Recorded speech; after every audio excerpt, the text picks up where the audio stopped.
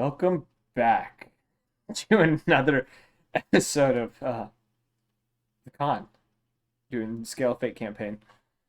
I guess I'll go right back into the recap from last week. So last week, you guys as a party made your way to the city of Drygen at the northernmost part of the desert of the Outlands, where you met a bartender by the name of Kai and his partner, Sylvia, who ran the bar for lycanthropes and other beast folk.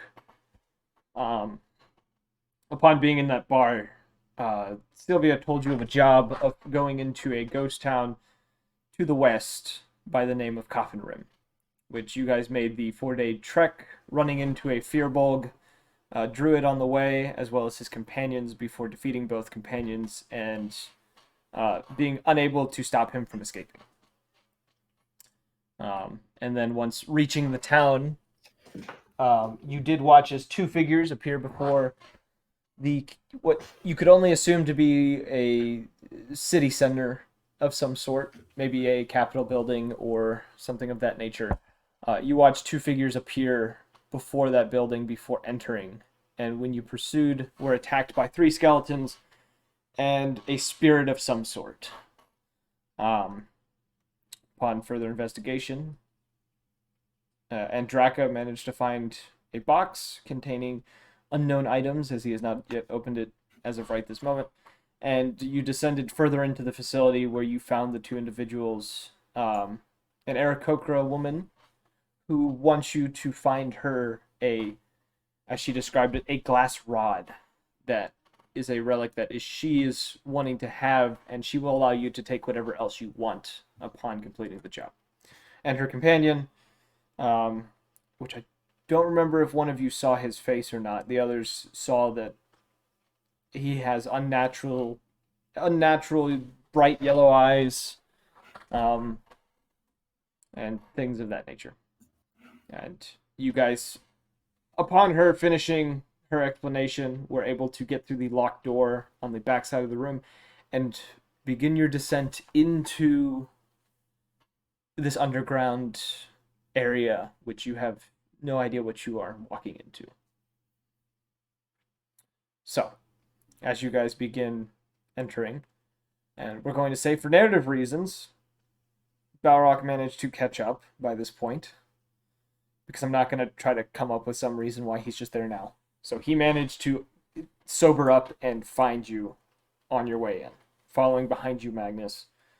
So the current marching order, based on what I remember, is Andraka, Journey behind him,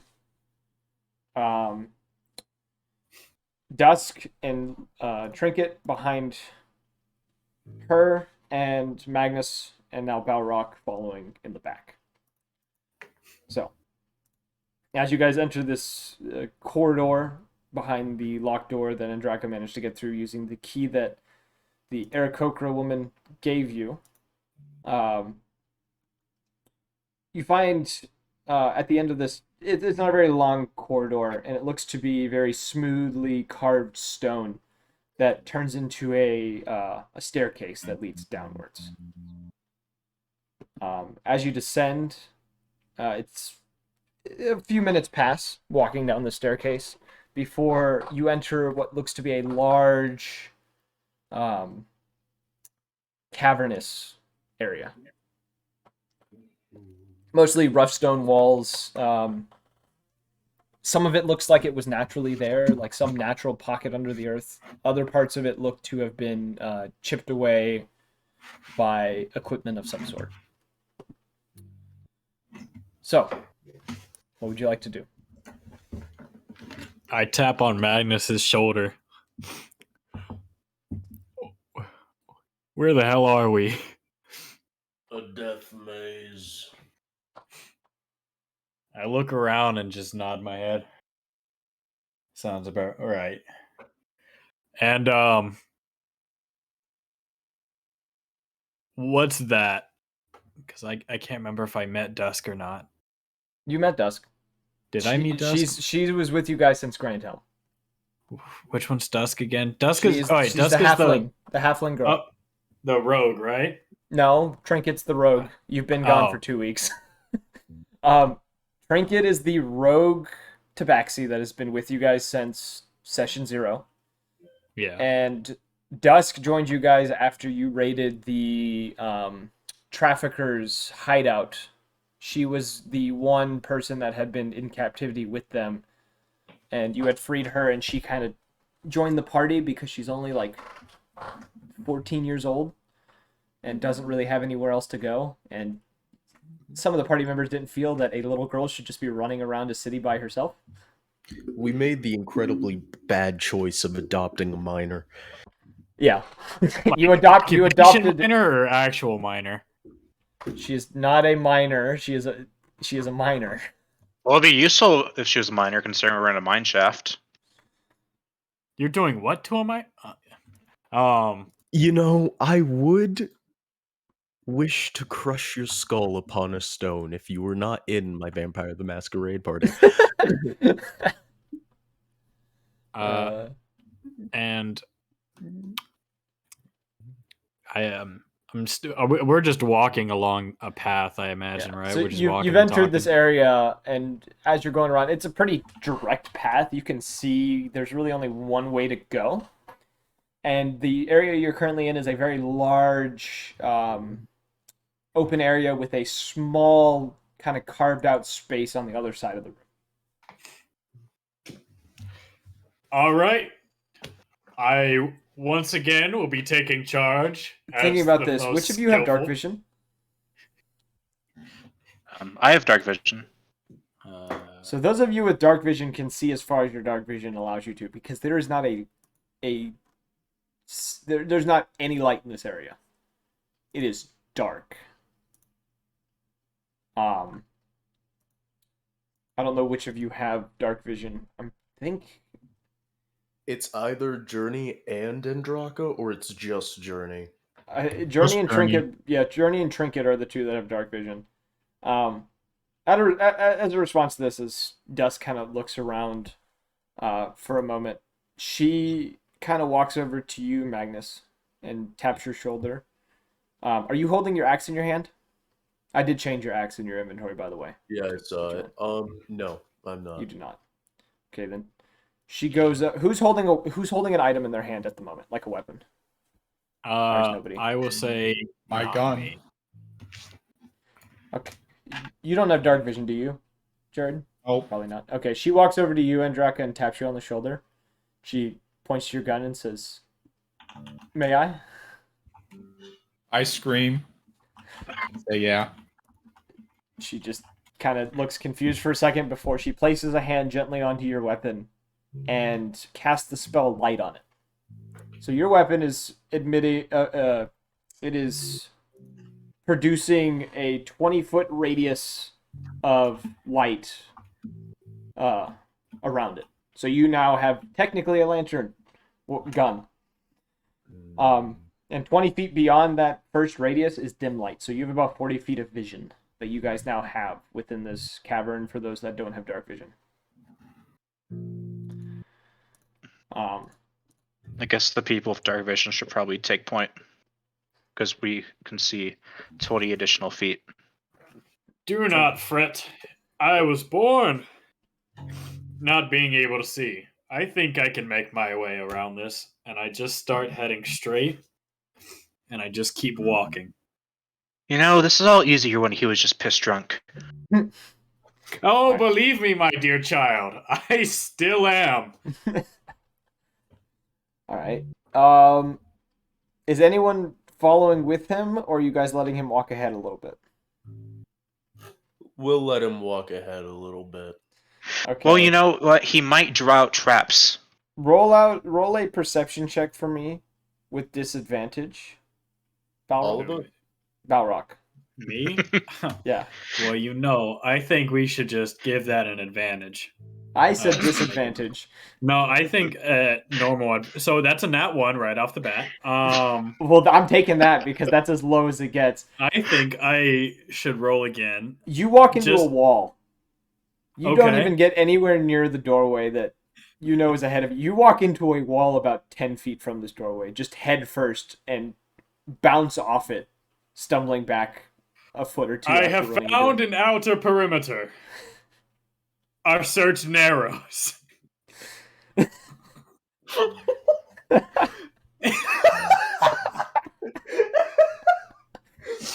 I will turn right, and we 100. will encircle this cavern. What makes it better is I 100% picture you doing this. And I haven't really met you in person, and I could picture you doing this because I have seen your face. So you turn to the right. Because my face. Yeah, you turn to the right. Trinket says, "You're going the wrong way." Fair. And I just turn around. Then we go this way, and I keep my hands just like touching the walls, just so I'm like, I will know. Can I? Is there like a texture difference between the door and the wall? It is rough, like stone. It is. There's no really texture difference. The only difference you would find is if your hand was not on the wall no more, because you are not near the wall. There's a door not next to a wall. As it's not like a doorway, it is like an opening. Like someone dug a hole through this wall. That's what I'm saying. As Oh, okay, okay, okay. It's like I an thought- extension I to thought- the tunnel. I thought you were saying it was like you have to take your hand off the wall to be able to fill the door. I'm like, what the? No, I'm saying if you were to keep walking straight, eventually you wouldn't be touching wall no more. Then I would like to do that. Okay, so you, as the rest of the party catches up and the light slowly makes its way to you so that you are able to see the doorway that you are now approaching. Trinket kind of shakes her head a little bit and looks at Journey before walking through the door. Looking a little nervous. You can kind of tell there's a little bit of tension to her at the moment. Yeah, well, getting bit by a weird necro beast and coming down with the big sick, you would do that to anyone. So, yeah, I'm definitely be palming my hand crossbow though, just in case, because I can in fact see. Are you saying we have a plagued among us? No. Just whacks him in the back of the head. I will take that as a yes. And I just scoot a little bit further from both Journey and Trinket. This is the way we go. All right, so Onward. as the party That's a- continues on and Belrock continues along the wall, you start finding that Belrock is falling behind. Mainly because he's taking a very long path while you guys can clearly see the path ahead. Trinket taking point, kind of standing about 10 feet within the dimly lit radius of Andraka's gun. Nervously holding her rapier in one hand as she walks along, eyes darting around the cavern in places that those of you without dark vision cannot see. And after about a minute or two, you guys enter another large area with what looks to be in the light that you have. You can see a single stone pillar and another large wall that separates another portion of the cave with a a tunnel on your right, a very large cavernous tunnel on your right, and a large area on your left.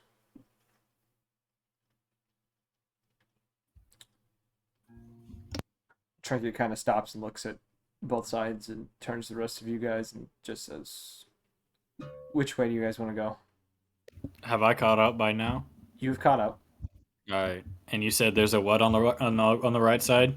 Cavern tunnel on the right, cavern tunnel on the left. All right. I have an idea. And I look at there's light shining on both of these, right? So I'd be able to see. You're only somebody's able to little- see about 40 feet from Andraka. Okay. But I can tell that there's a part in ways of which tunnel is which, right? I Yeah, you imagine. can. Yeah. Where you are standing right now, there's a clear vision of the difference. I have an idea, and I pull out a foggy, clear orb that's pretty much like how I cast the little spells and shit because apparently you need one of those. It's your Okay. focus. You have an orb for a focus. Yeah. Yeah, and I cast Eldritch Blast down the right side hole. Why is that not surprising? Eldritch Blast. So you Because fire one, this. it can blow it up. You fire an Eldritch Blast and it flies into the darkness and it explodes about probably 100 feet away, hitting another wall that seems to be within that area of the tunnel. All right, now watch this. And I cast another one down the other hall. All right. Upon casting that, what is the range on that, by the way?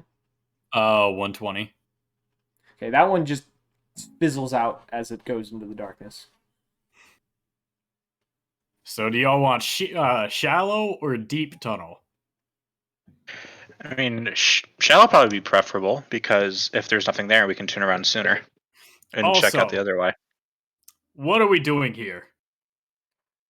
We are on a dungeon crawl, my feathered friend. No, that's not the right word, but Bird Lady wants thing. We get thing. We get everything else we find here, which has so far been nothing, but whatever. And Then I we say figure we out. treacher deep, further into the cave's bosom, and I I start mean, that's walking down to the literally left. our job description, but okay. All right. I just keep Oh. walking. Around this point, Magnus and surprisingly Balrog, you both see something shift in the darkness on the very edge of the light, about 40 feet from Andraka, just on the edge of the dim light. Trinket seems to also notice this and pause and kind of look around. Okay, so I need a clarification of something about this axe if I'm gonna do what I want to do. So, because I can summon it, does that mean if I throw it, I can make it appear in my hand after I've tossed it? It's technically soul bonded, so yes.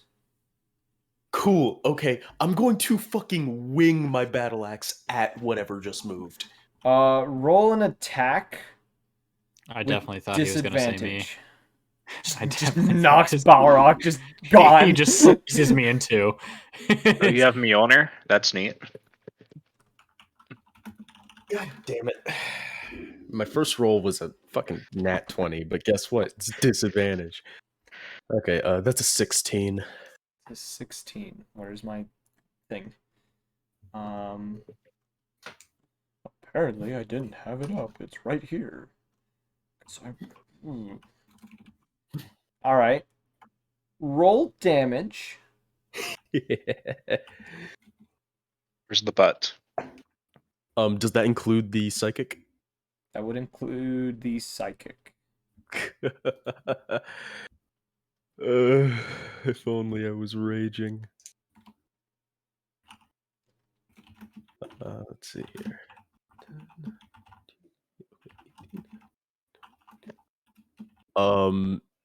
15 slashing damage, 8 psychic.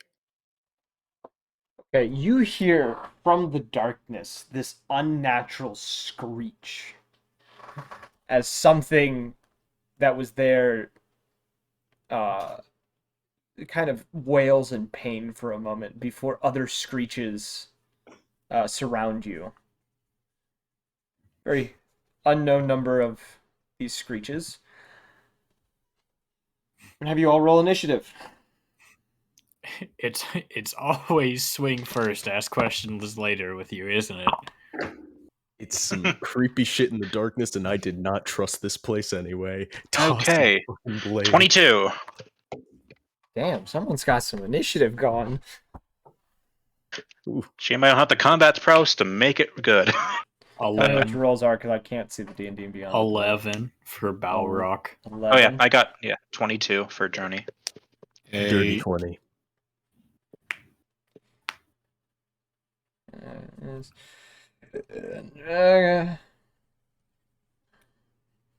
Nice. Okay, so the current order for you guys, because I'm not going to be telling you the enemy's order, so it looks to be Journey, Magnus, Trinket, Balrock, Andraka, and then Dusk. Alright, so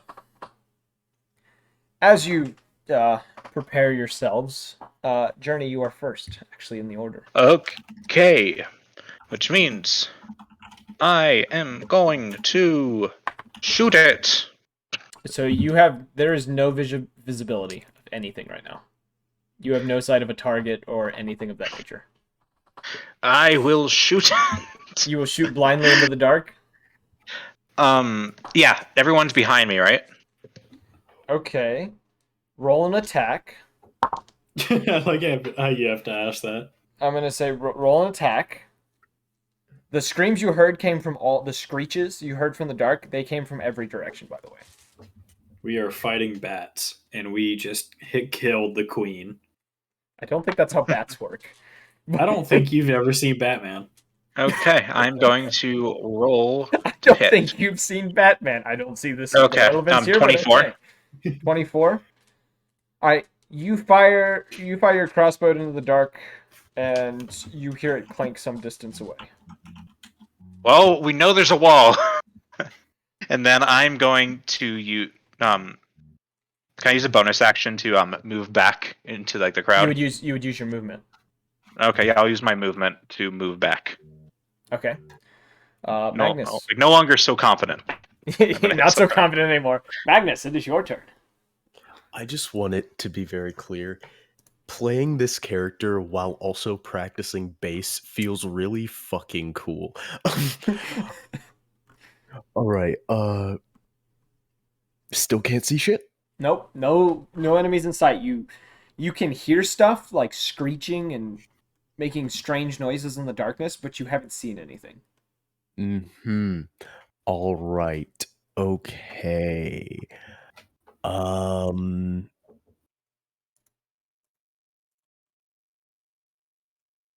Yeah, let's just fucking. I'm not wasting a rage on something I can't see. I'm just gonna make an attack into the wilderness. So you're running to the edge of the light and swinging. Yeah. Okay, roll an attack roll for me. I'm going to roll, see if you hit anything.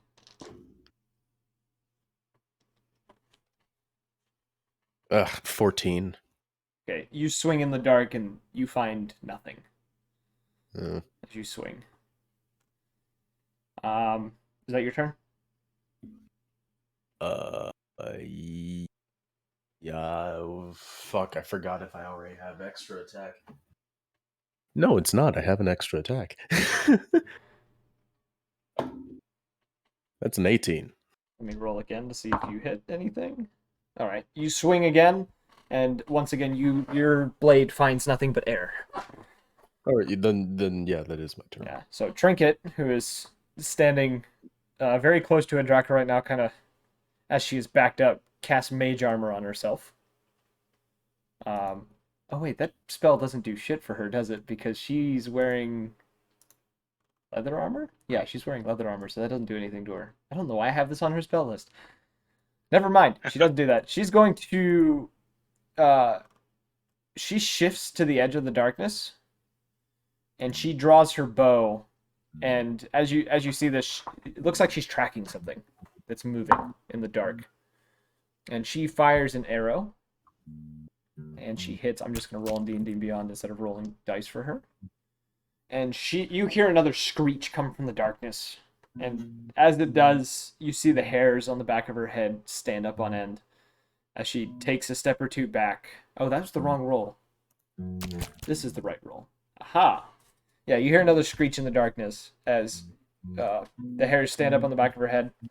She takes a step back, knocking another arrow and firing a second shot. Which also hits. So the screeches continue to echo around you.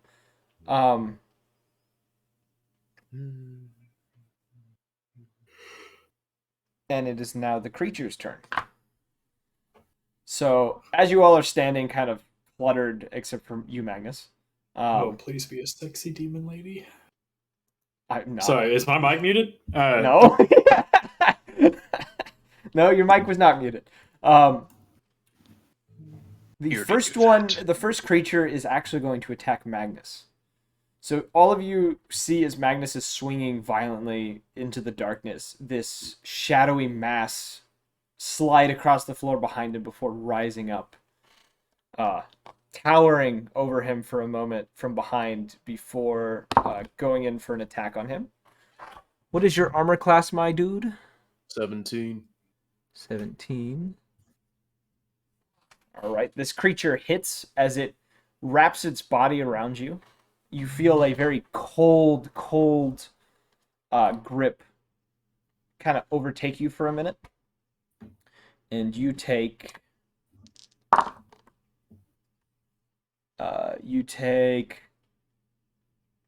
11 points of damage from that attack. And let's see. Your strength is reduced by 4.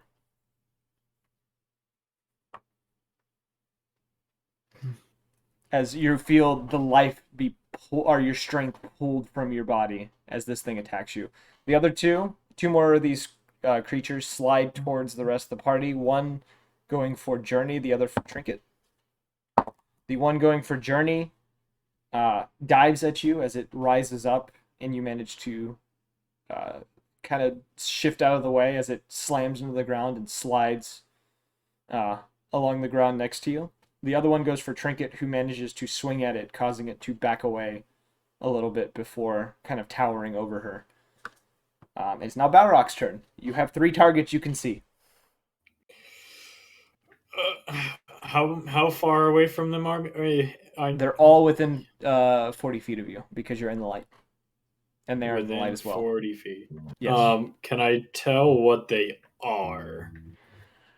Roll... I would say roll a Arcana or History check.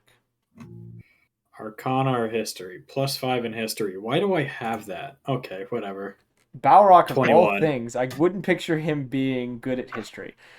All right, these you've heard stories of creatures like these. The things that you believe you're witnessing, you believe they are shadows, which are undead entities that attempt to drain the strength out of those they encounter. All right.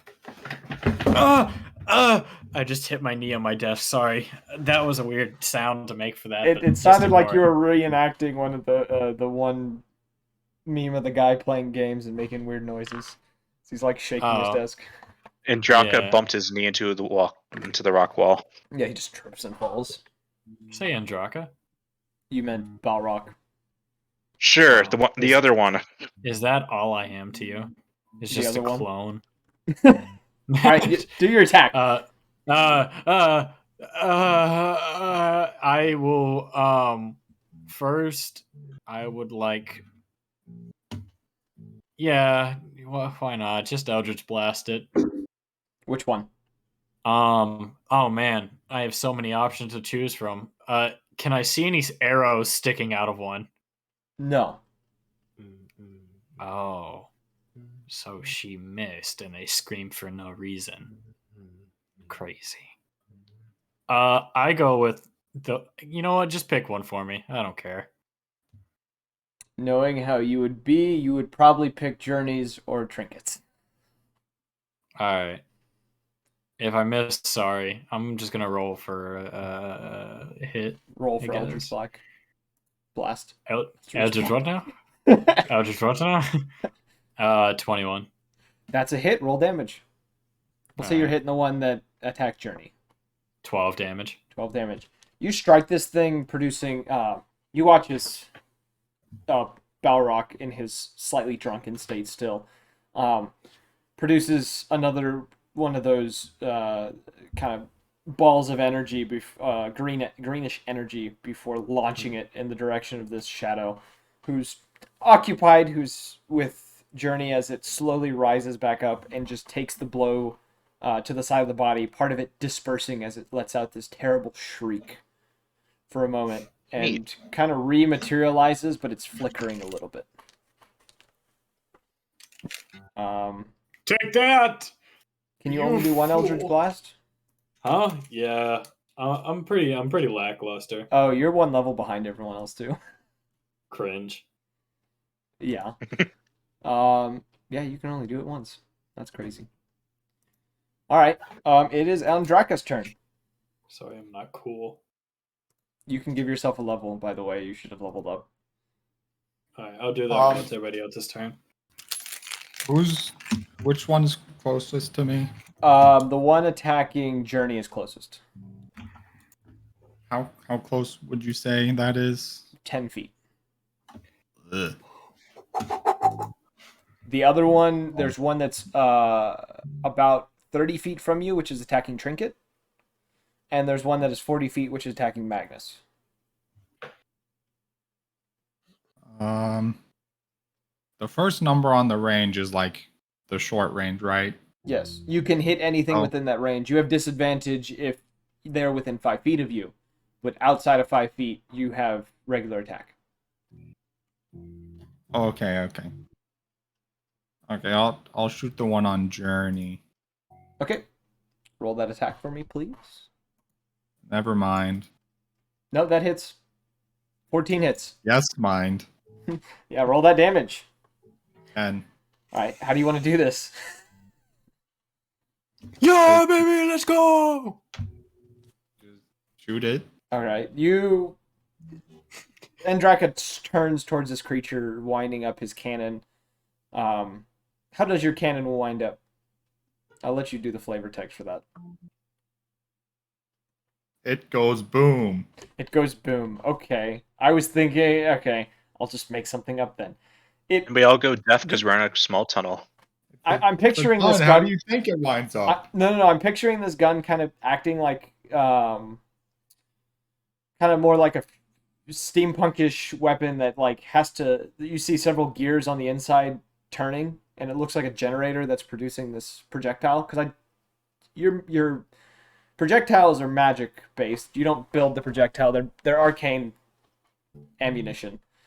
So you charge up your weapon and just fire a shot at this thing, and as you hit it, it lets out another shriek. As it is, the shadows are ripped to shreds and dissipate into the air.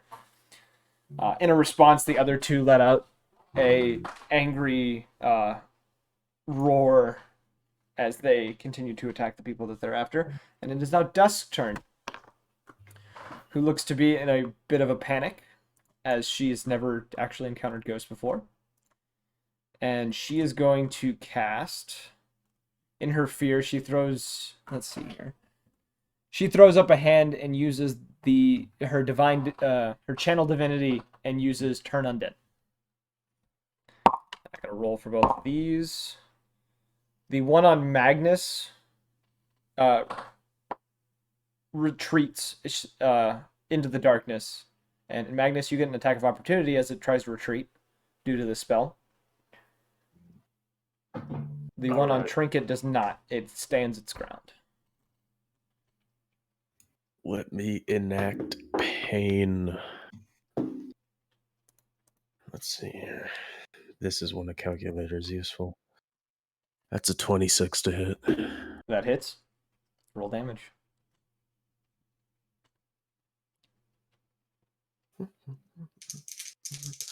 So, Pretty sure you'll probably kill this regardless, but we'll see. yeah, 9 slashing, 7 psychic. And your weapon is magical, so they are not resistant.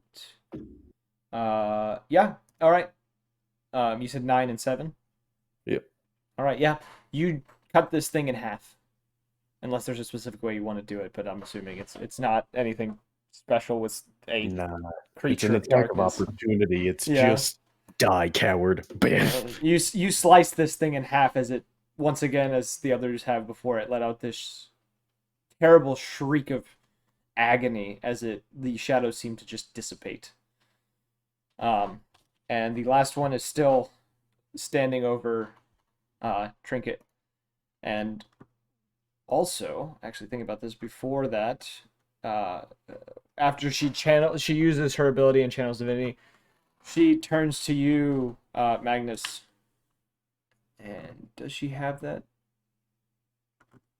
Oh wait, she doesn't have that spell. Never mind. I lied. All right, yeah. So it is Journey's turn. And back to the top of the order. Ooh. So.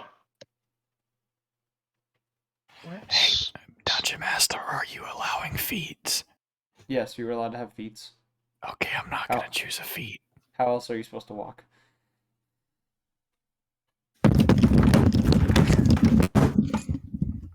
I think he fell down the staircase. Sorry, All right, Journey, what are you gonna do? Okay, so I want to. How all including is the darkness here?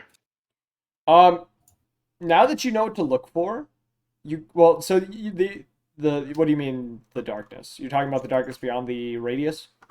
Yeah.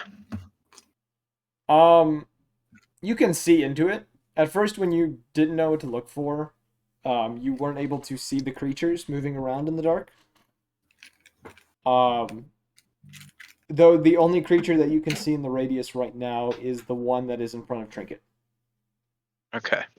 Then the one in front of Trinket, I want to use Dissonant Whispers on it.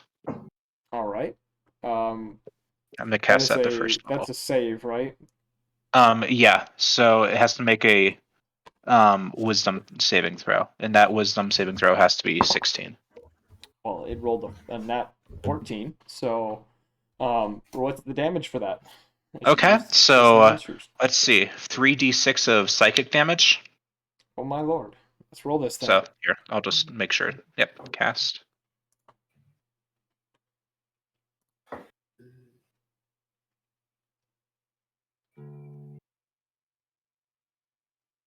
Do. Are you casting on D&D and Beyond or with real dice? Oh yeah, here I should probably. Oh, you use real dice. Just tell me the number you got. But Okay, let's see. Let me just. Okay, so I said 3d6, right? yeah, you just click on the if you're using Okay. the spell. Let's see. It should just have it. Let's see. That's a 5. That's the first one. You know, if you go to your spell, the spell that you're actually using, you can click on, or is it one of your special things? Okay, that's a 6, and that is a 3. So 5, 6, 3. So that would be 8 plus 6, 14 damage. If I hit. Okay, so what do you say to it, or is it just like as a bard? I kind of want to know what you would say to hurt it, as it's the Dissonant Whispers. Or is it just producing whispers? Dissonant Whispers is more like a dissonant melancholy. It's just a spell. Okay. That's right. Yeah, You're not it's using like a cutting bunch words. of painful whispers. And then I guess if it survives, then it must immediately use its reaction if it's able to move as far away as its speed allows from you.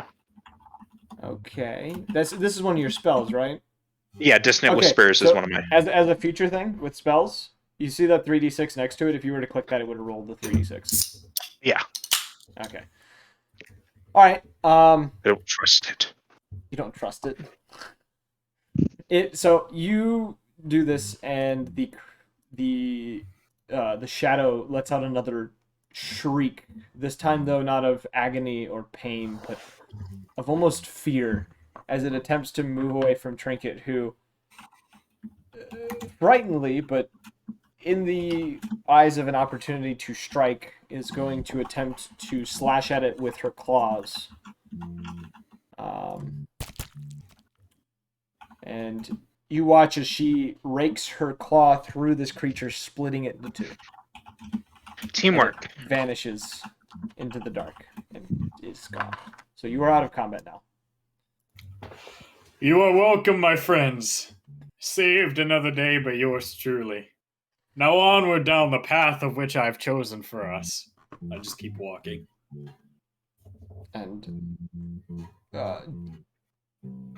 Dusk quickly runs over to Magnus, and she is going to place a hand on you, Magnus, and heal you for 11 points of damage. Well, isn't that wonderful? You still do have the -4 to your strength, though. Well, isn't that shite? Well, if push comes to shove, I traded out heroism for enhance ability on my level up, so I can give you advantage on strength rolls. I can do that on a bonus action. Yeah, he's got rage. I can give you another one. Being a big angry man has its advantages. Because that's all barbarians are just big angry men. Or women. Or We are women, yes, inclusive or here. women. Or Sorry, anything or else. women. Or women, or whatever. Large angry entities. Yes. It could be a Why do they thing, gotta a be man, angry, a huh? woman, it's whatever. A child. Child. Barbarian Also, baby. Cthulhu. Cthulhu, yes. Also, Alright.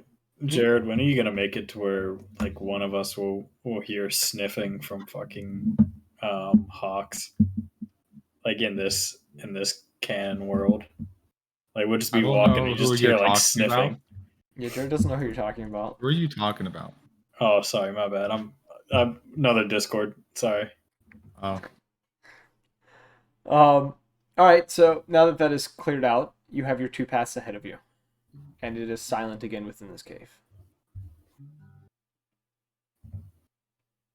It's a bit of an odd, lingering silence. And it's a little unsettling now that you've been attacked by something. Well, we could go the way that our attackers went. I was really hoping we just keep the silence there, just to make you uncomfortable.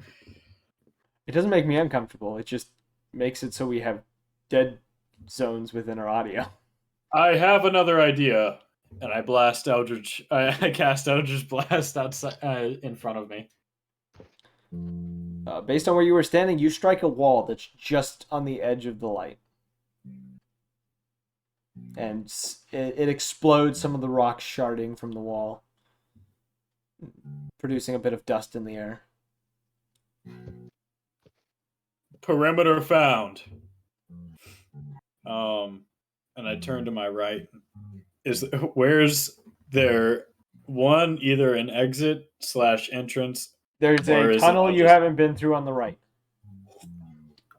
Eldritch Blast, and I cast it down there. As you had done before, it is the wall. It is the one that you strike a wall on the other side of it. So once again, you strike a wall somewhere in the dark, about 100 feet from you. We're on to something. And I walk down there. You know, if we were to kind of make ourselves known, you know, scare off any of the smaller beings out of our path, or draw anything bigger to us already. Right?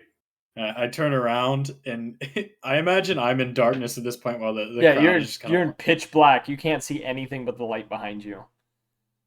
The others are Right. kind of Pitch standing black, there. starring Vin Diesel. So, here's what I'm thinking. We either make a bunch of noise, and then that's all I got. There was no other option. Are What do you, you guys' Well, thoughts? are you continuing to walk while you talk? No, I turned around and stopped just to kind of look, but I don't know how far they are, so I don't even know if they can hear me at that volume because I was So- speaking at the volume I am now. You're probably about 70 feet. They can kind of hear you. It's a little quiet. They may lose a few words here and there. Trinket definitely can hear you considering she's near the edge of the darkness. He's like, "What? And that's pretty much the goal. Got it? What?" Exactly. And I turn to my right and I cast Eldritch Blast again. You hit a wall that's like maybe 30 feet from you. Another perimeter. What? I keep walking Trinket straight. turns and just says, "He's an idiot." Oh, well, I could have told you that. We all could have.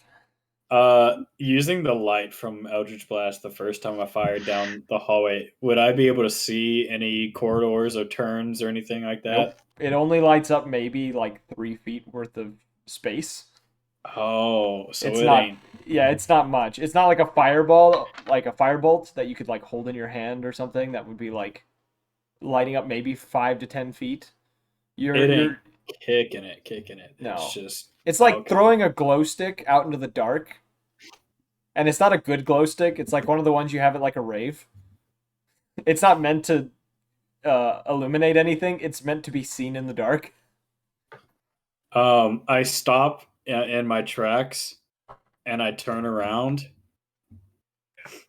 and I just have the most devilish smile on my face. No one can see you. Except for Trinket, who is just looking at you in disappointment. I look at Trinket in the eyes from however far away I am. And I cast invisibility on myself.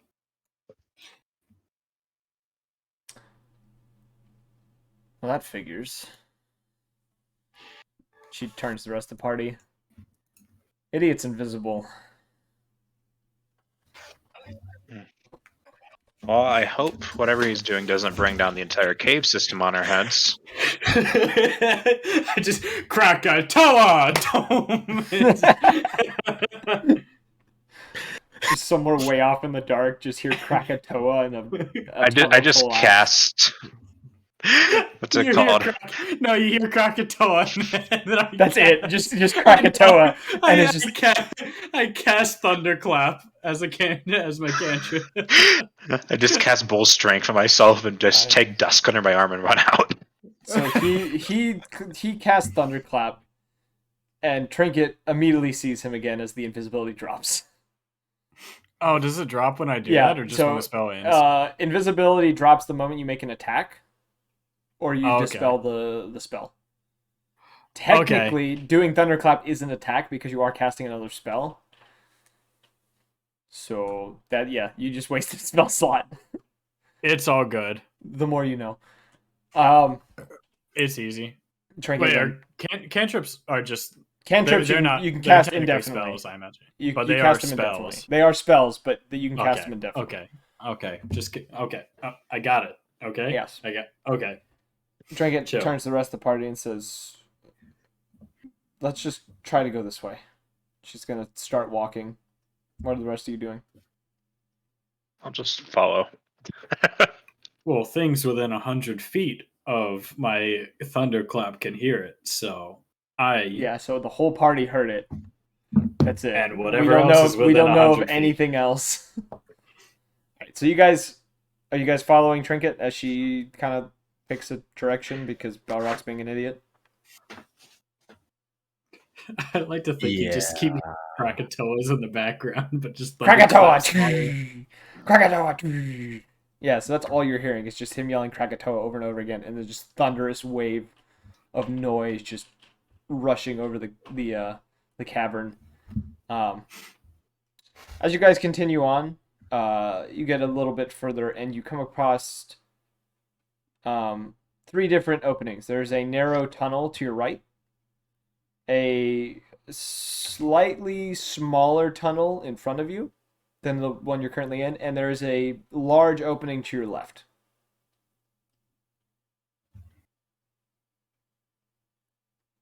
Which way would you like to go? Sorry, I was watching the Krakatoa video. What were we saying? Jesus. So you went into that doorway, you took a left, and then you went down a little further, and there is now a tunnel on your right that is small that you would have to walk through single file. There is a tunnel in front of you, which is a little smaller than the one you're currently in. You guys could walk shoulder to shoulder if you wanted to, like two lines worth of people. And there's a large cavern on your left. I cast Eldritch Blast down the tiny one. All right. You fire it, and it sizzles out some distance away.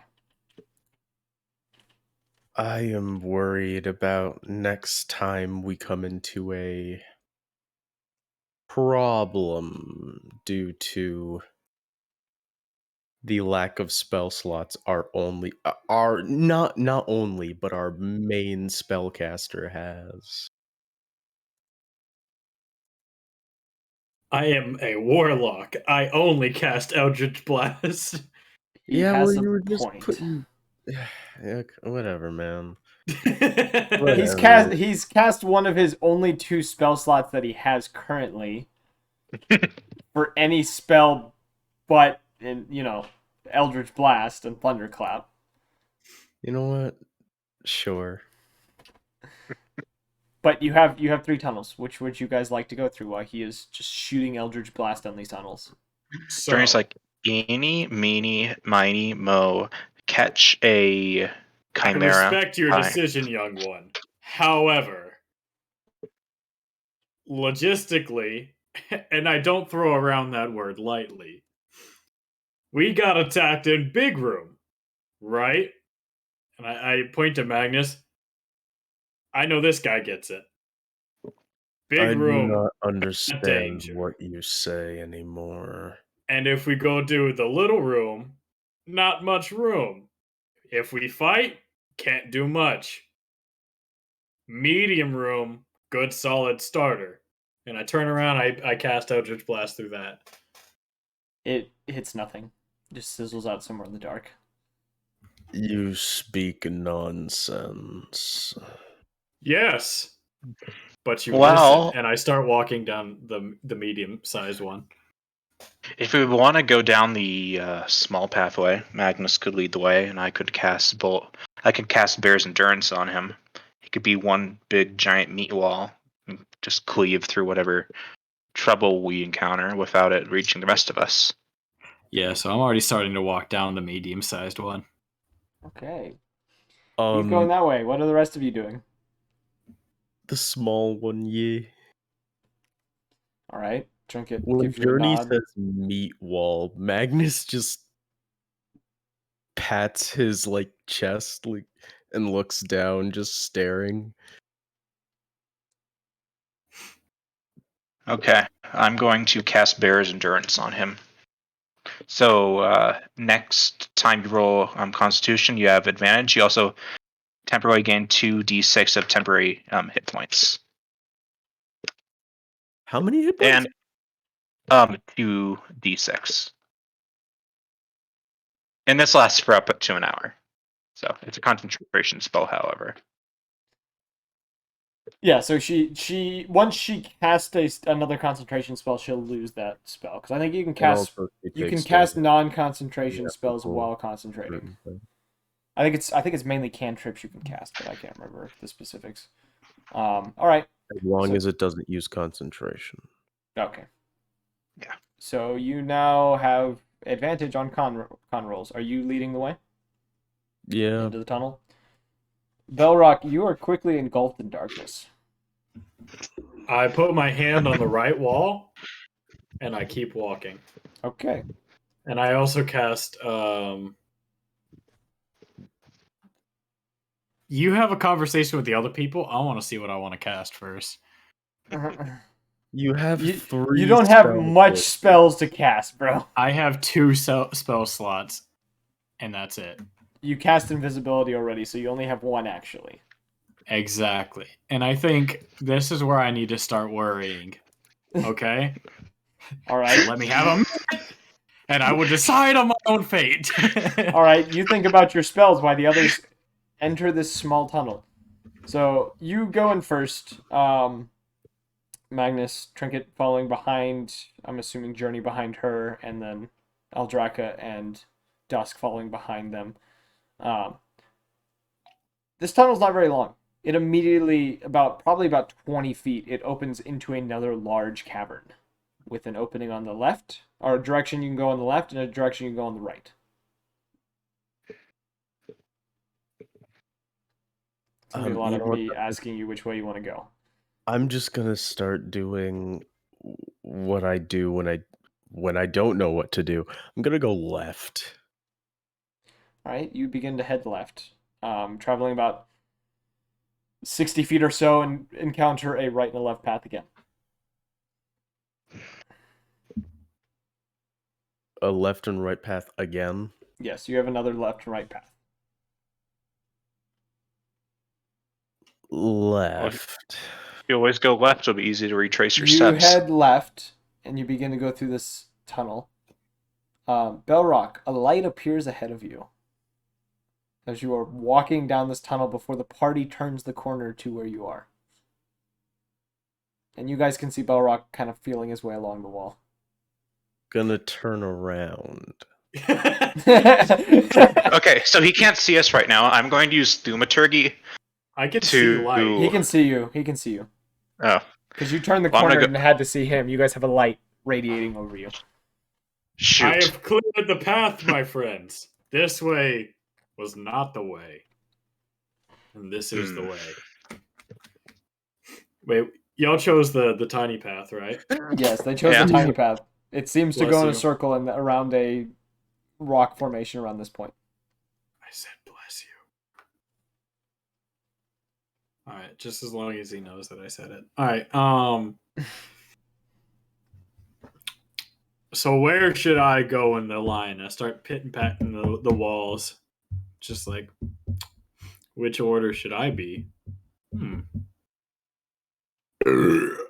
I will go into the last.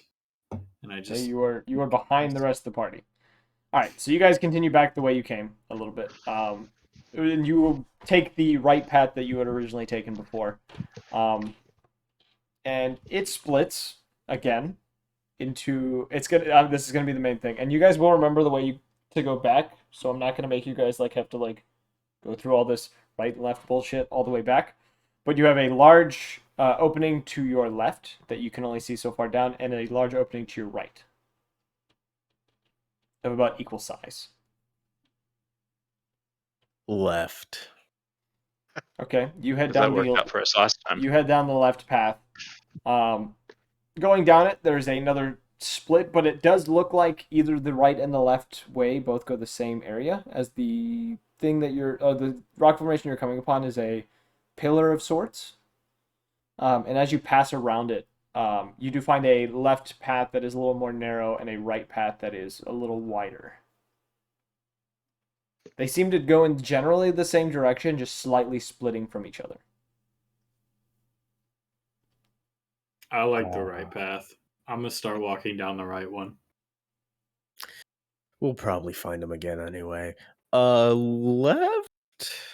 Okay, you head into the left path while Balrock feels along the wall on his left side, just kind of casually walking down it in the dark again. You guys enter this slightly more narrow corridor or tunnel, coming upon a large area once again that seems to only have a path. There's a little divot in the wall on the left side. There's two of them.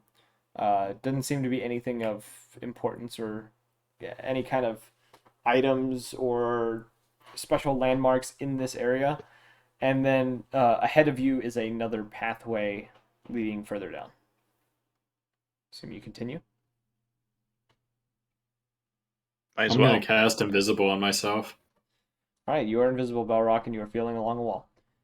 Easy. You guys continue on. You find another kind of dead end on your left, or on your left, and a tunnel on your right that leads into another large corridor. Very short, and looks like beyond this corridor you can see another large cavern.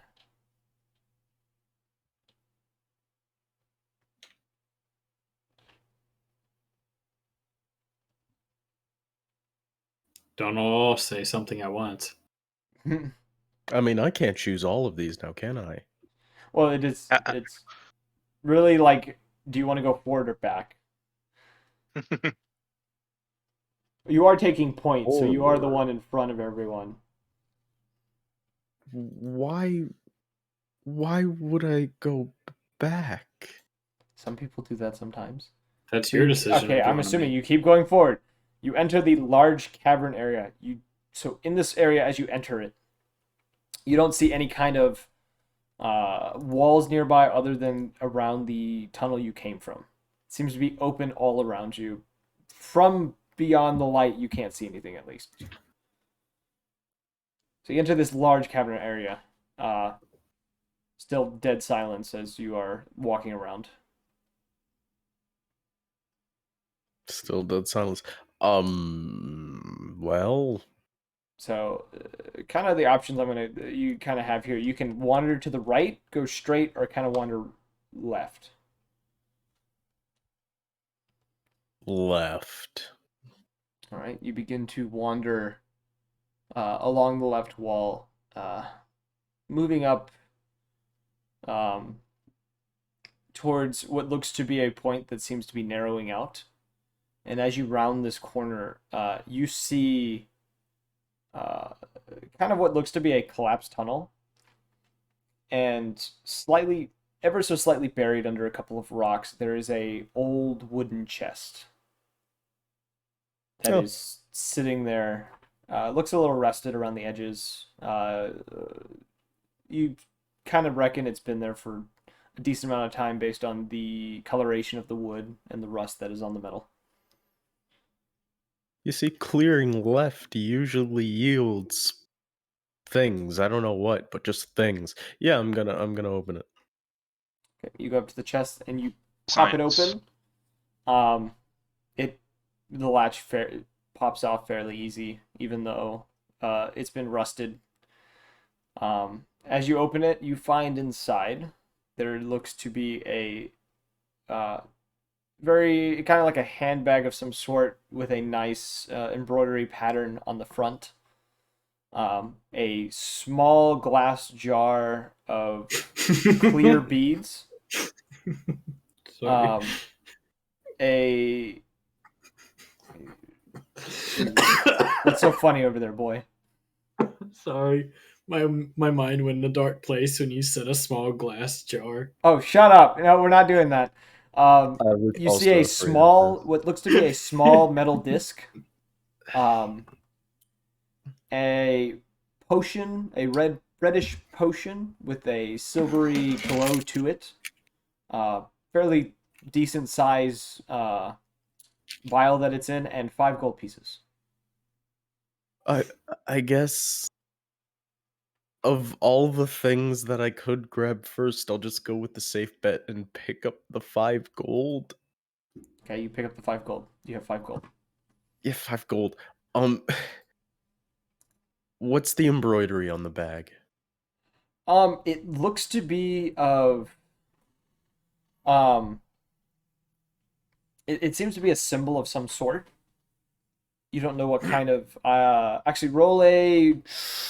I would say roll a history check. I also want to say that when you said walking up to the chest, I couldn't help but laugh at that the fucking tweet I saw. It was like, so what should I roll to open this chest? Athletics or sleight of hand? Initiative. Wait, Initiative. what? Oh, it's a mimic. Yeah. Shit.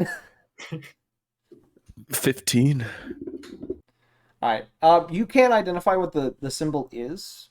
You do assume based on the little bit of encounters you've had with Almoria and the Outlands. It seems to be an older symbol from a group that was you believe to probably be a forgotten in time. You don't know the name of the group, but you have seen the symbols before. What's in the bag? It is empty. I'm It gonna is give a it to Journey. right, Journey. You have a strange bag. I put that as a custom label right now. Okay, did you I'll just add it to my notes. You can add it to your notes. That works. Strange bag. Yes. What else was in the chest? A small jar full of clear beads. Stop laughing at jars. A small metal disc, a red potion with a kind of a silvery glint to it, and that's it. And the potion is in a fairly larger vial than most common potions. The vial seems to be a little bigger than normal. Stop that. I'm going to pick up the potion.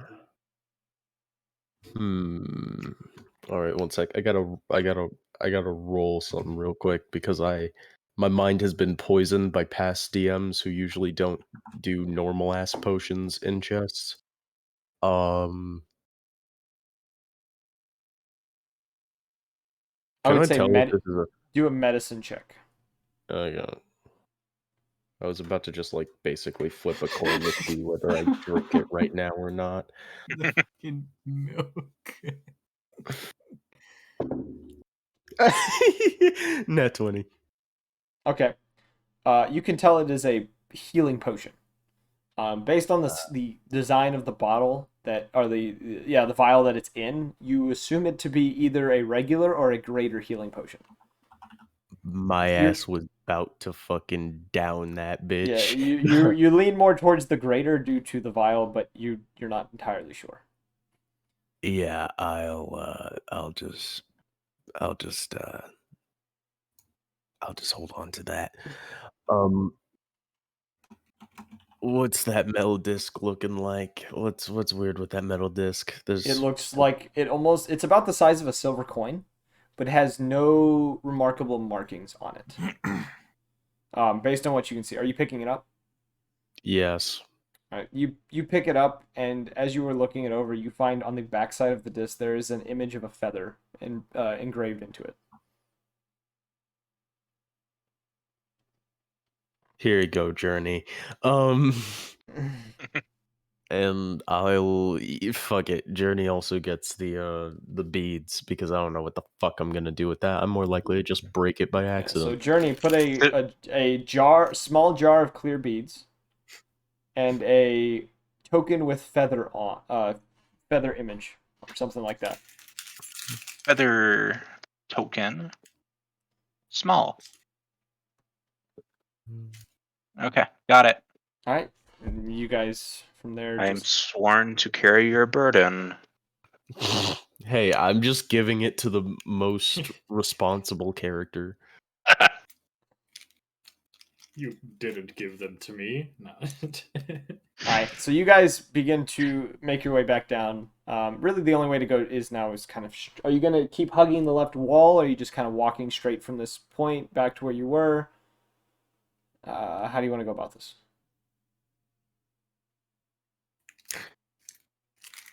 I'm just gonna follow the wall to the right, see if Okay. I can hit a It see would if be we the can left wall. You followed the left wall going up there, so you'd probably follow the left wall going down, unless you want to go back to where you just were.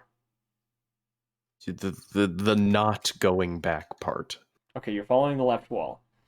By this point, Balrock, who's invisible, wandering in the dark, you can see a light in the distance, and after a moment, it takes your eyes a moment to kind of figure out what you're looking at. You can see the party traveling along the far side of the cavern from you.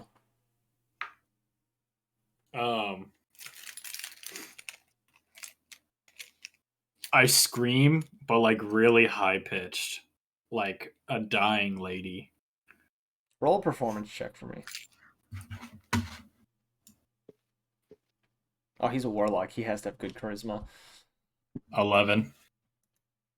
All right, you guys hear a scream. You I'm assume gonna it's- throw you- my you- axe at it. You assume it's Belrock.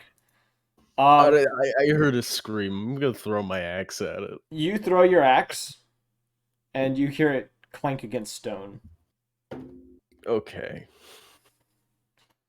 He's not close enough to do anything. Okay. All right, so you guys continue down the path along this wall, and you come across another tunnel. I must stay invisible, by the way. Yeah, you are invisible still. You just Alright. made a noise. You didn't do an attack or cast a spell. You screamed. You can talk Yeah. while invisible. So Wait, you- wait, it's still the narrow, like, tunnel, right? No, Like, you're in we're a all- large cavern. Oh, okay. I'm gonna just stand next to Andraka, and I'm gonna just keep, like, Oh, so you're approaching the party now after screaming? Okay. So Yeah. you roll a stealth check to see if anyone notices you. And roll it with advantage because you are invisible. Alright, so I had a nat 1 originally. Now we're at a 9. All right. You all get the sense that Belrock is there. You can hear talons kind of clinking against stone. And smell alcohol. And you can, yeah, and there's a strong scent of alcohol in the air as he wanders up. You don't see him, but you can definitely hear where he is. And then Draka, you can definitely get the sense that there's something next to you. You assume it's him, but you're not entirely sure.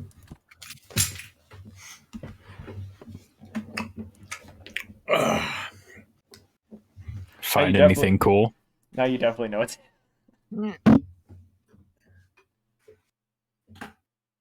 There's no, No. react to his question. He's right next to me, right? Yes. I'm gonna punch in the area of the voice. Roll an attack. Disadvantage. Yeah, with disadvantage because you can't see him. Sorry, I just don't want to get hit today. 15. I think you Oh, get wait, hit. no. Wait, yeah, I hit. Damn. What's your unarmed strike? 2. You take 2 points of damage. 2 points of bludgeoning damage at that. So you swing in the air and you hit something solid. Feels like feathers. You hear Andraka kind of make a I assume a grunt. He screams like a woman Scream. who's almost dead, like you said. Just like it. The quietest cry of pain. Did all right, anybody else get anything cool while I was gone? And so I'm like you rubbing guys my shoulder. talk to No. each other for a moment. I'll be right back. No. Okay. I Yeah. saw a lot of nothing. Yeah, we didn't find anything at all. Nope, nothing. No loot, no anything. No chest full of loot, certainly not. Yeah, so I'm gonna roll an insight check because I know he's not here, but I'm gonna do it anyways.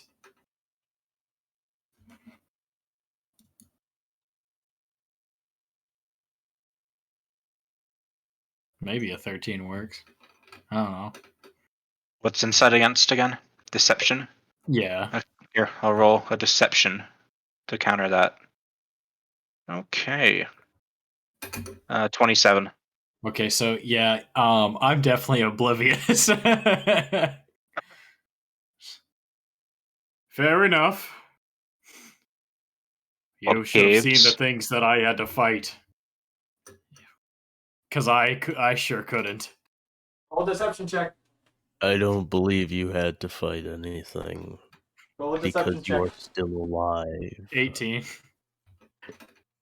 Sounds pretty Whoa. convincing. I If you saw- want to roll an insight against him, you can.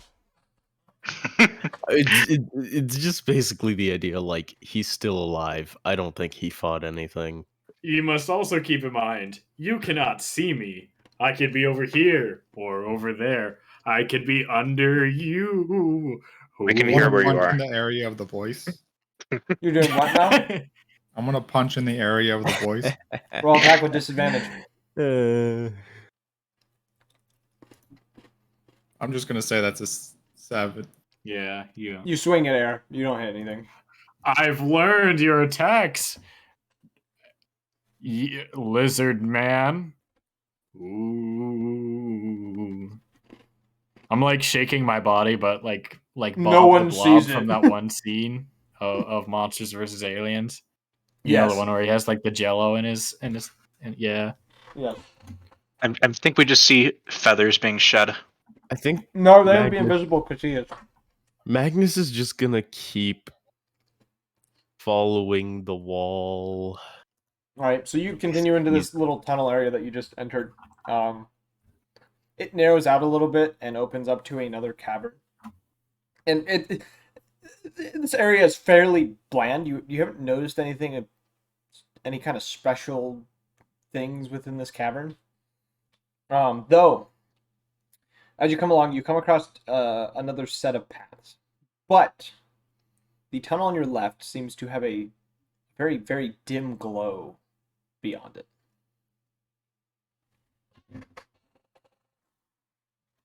You have the right path that is dark, and you have the left path that is very, very dimly glowing. Left. I'm pretty sure what we have to find is glowing, right? Probably. I mean, it's the You were first told real to find sign a of. glass rod. You don't know where it is. Well, you know, it could be a glowing glass rod.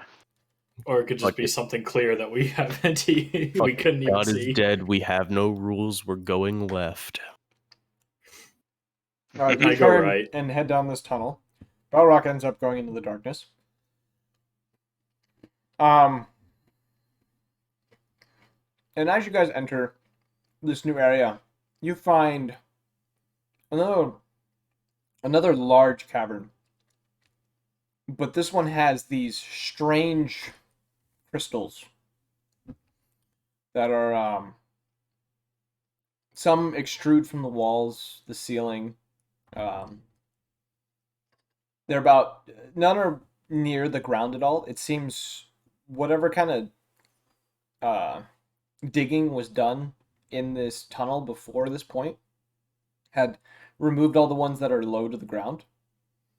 But there are these small crystals extruding from the ceiling and the walls that are dimly lighting the area.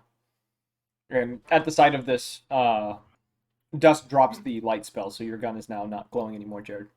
Or Andraka. But now that you can see within this large tunnel, it looks to be empty. There looks to be some very, very old miner's tools. Couple pickaxes, couple shovels here and there. They look to be rusted beyond use. Some of the handles are broken. But you have a tunnel on the left that looks to go into a narrowed area, and a tunnel to the right, which seems to narrow the tunnel a little bit, but seems to continue onward somewhere.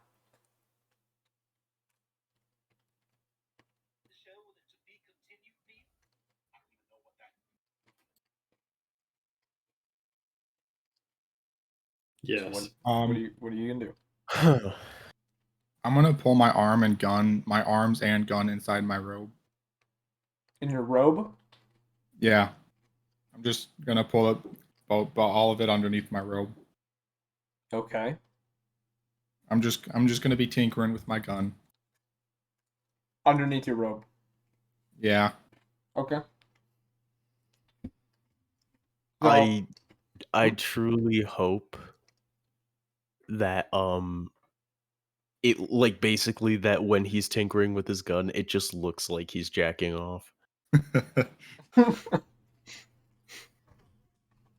Alright, so Trinket's kind of looking around in awe. She's not really paying attention to you guys anymore, as you guys are kind of given the choice of the right or the left. And for a moment, she pauses about 30 feet from you guys before kind of heading over to one of the walls and beginning to climb up it a little bit. She gets up to one of the crystals and tries to wedge it out of the wall while she's probably about 30 feet off the ground, kind of yanking at this crystal, trying to pop it out of the wall while you guys are looking between the two paths.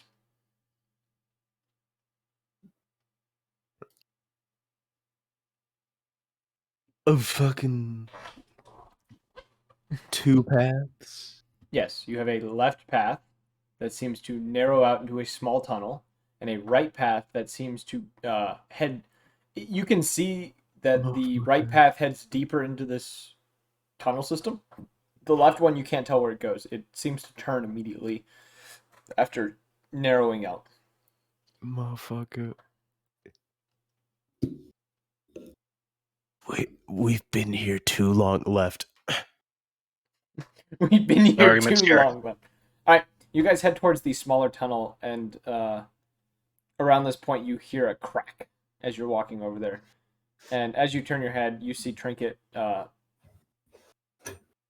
falling from the wall and slams into the ground, clutching in her claws one of these crystals. And as she falls, she takes a bit of damage. I'm not going to tell you what it is because she is an NPC. But she does take a little bit of damage, and she seems to be bleeding a little bit out the side of her head that she kind of hit on the way down. I'm gonna roll healing word at the second level. Why didn't she land on her feet? It's a stereotype, sir. Let's roll. So here. So she gets to heal 12 damage. Oh, that's exactly what she took in damage. I'm gonna yell back and don't do dumb shit, okay? He said, yeah. And she's kind of rubbing her head as the wound slowly closes up. She gets up. She says, I wanted a souvenir. She kind of pockets the crystal. kind of runs over to you guys as you guys enter this smaller tunnel. Going into it, it does turn to the right immediately, and you find within it what looks to be piles of mining equipment. None of it of any value anymore due to the amount of rust or breakage that the handles and the heads of these pickaxes have taken. There are 3 chests within this area as well. One of Should which check for is traps, right? one of which is open and seems to be partially broken. One with a large black iron lock on it, and the other one which seems to be missing the latch on it. Yeah, it's definitely a check for traps situation. Anyone want to detect magic or anything? Trinket looks at the chest and says, I can look it over. And she goes to check to see if there are traps. And being a rogue, she looks it over and she says it just looks to be a lock. Looks back at it, looks Nice. back at you guys and says, Do you want me to pick it? Sure. She nods and begins to pick the lock. After a few seconds, it pops open. And she slowly removes the black iron lock and begins to push open the lid of the chest. And inside the chest, as she pushes it open, you can see what looks to be a pair of boots similar to that of the boots that Trinket is wearing. A fine silk cloak that looks to be a kind of forest green color. Two more potions, both of a red color with a silvery liquid swirling around inside. These are smaller than the one that you had found. And there's a small bag that, as she pulls it out of the chest, seems to contain gold pieces. She's kind of counting through them. And she kind of steps aside to let you guys look at the rest of the stuff. What kind of boots did you say these were? They're just boots like what Trinket's wearing. Just a fashion statement. Well, we could probably sell these for some gold. Actually, with those boots, I want you to roll a be history. I'm thinking. I would say a history check or possibly Arcana, depending on which one you're proficient in. I have the same in both. Are you proficient in both? Um, Or is it yeah, half I got a dirty 16. Okay. You can tell these are elven made. The fine craftsmanship, the way the leather has been dried and tanned and then pieced together to create these boots. And based on that, because these are fairly common items, they're not fairly common, but they are they common? I think they're common. They're not on my list. Why aren't they here? I have them somewhere, and I'm trying to remember what. Okay, the rarity. They're uncommon. You assume that these are boots of elven kind. Okay, let's strum the inventory for now. Yeah. With that, you also, looking at the cloak, realize that it is also a elven cloak. How big is it? Roughly kind of a average height of a kind of a human or an elf, which would be you'd be able to fit in it. Someone like, I don't know, Magnus probably wouldn't, or Dusk would definitely not be able to fit in it. It would be way too big on her. Be like wearing a snuggie. We should probably bring it with us in case we never need a blanket or anything. Okay, so you collect the cloak, and then there's the 2 potions as well.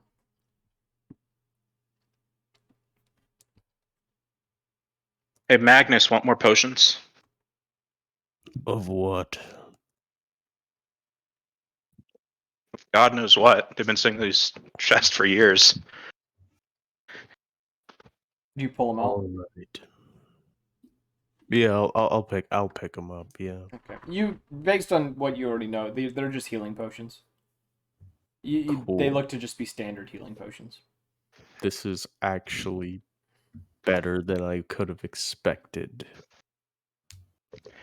And Trinket, who's looking at the gold in the pouch, says, "There's 25 pieces here. You mind if I take this?" Just keep it. Cool. She pockets the gold. And Belrock, who's wandering in the dark. How are you wandering in the dark? Invisibly. Are you hugging the left wall, the right wall? I would like to hug the left. Okay, you hug the left wall. Around And this it point, hugs you back. around the point that they're all looking through that chest, you come around a corner and see a large cavern with crystals on the ceilings and the walls. Roughly about probably 20 feet to 30 feet up on these walls is where the crystals begin. They look to be small crystals, maybe about 2 to 3 inches in size, that are extruding from the walls. Does he see a rod? Now he I sees the would cavern. like to see if I can see a rod. Hold on. Do you see Dennis Rodman? Roll Was a- it just Mhm. was it 1 or 2 healing potions? 2. Cool. 2 Is it one or potions of two healing. rods? There are no rods. I didn't even roll a perception, but thank you. You for with this, you're not going to be able to find a rod in this. There is no rod in this tunnel. You can tell. It's just crystals along the walls and various broken mining equipment. Hmm. In a moment or two after you enter this new cavern, the party emerges from the left tunnel that's at the other end of the cavern. I stand completely still and I just watch. And I breathe heavily. Yeah, I wonder where Balrog is. I would say roll a stealth check, but you're breathing heavily. So I guess everyone roll a perception check, because I'm... Gee, sure is good that he isn't here, though. Means we got to hold out on him not only once, but twice when it came to treasure. On Draco, you don't hear anything. So you said perception? That's Yeah, fine. he's about 120 feet, so like the actual check for this is pretty high. Dirty 20. You hear something. You're not sure what it is. I don't need to hear anything. These I'm crystal busy in my caverns sure road. sound like You pass Balrog. it. You pass it as like maybe wind or just maybe a small creature somewhere, some distance It was away. just the wind. Must have been the wind. I can smell you. You hear Morgan Freeman somewhere in the cave. I'll find you, you hagfish. I mean that no, Uh, that was what Bane from the Batman movie. No, he was it was a quoting the reference. meme. He was quoting the Yeah. meme where they was like, "Do The Morgan scene Freeman coming to Anderson, get it was me?" like, dude, Morgan. Yeah, it was like, I can smell you Yeah. from the dawn of time. All right. So you guys continue on to the other tunnel, heading through to and the cave system for now on seems to have these crystals lighting it up, keeping a slight glow to the area. And you enter what is yet another cavern. Big shocker. There's a path to the left, which you are noticing. There looks to be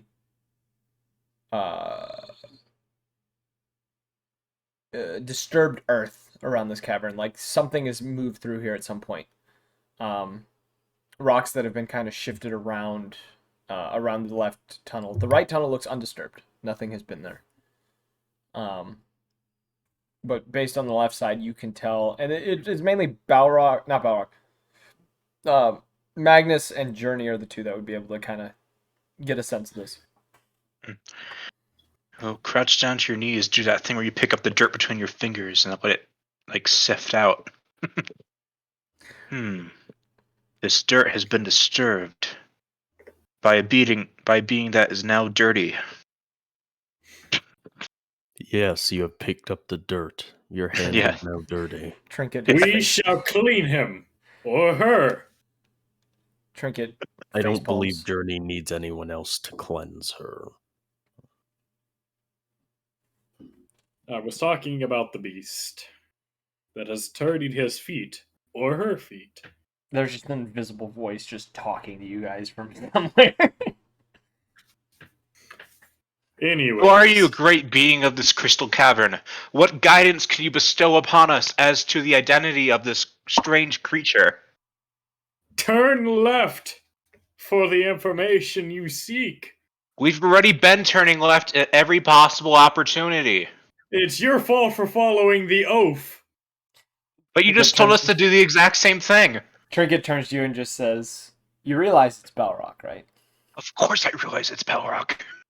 It When is not clearing Balrog areas, you going speak left or to. right is useful. It is I, the cave voice of.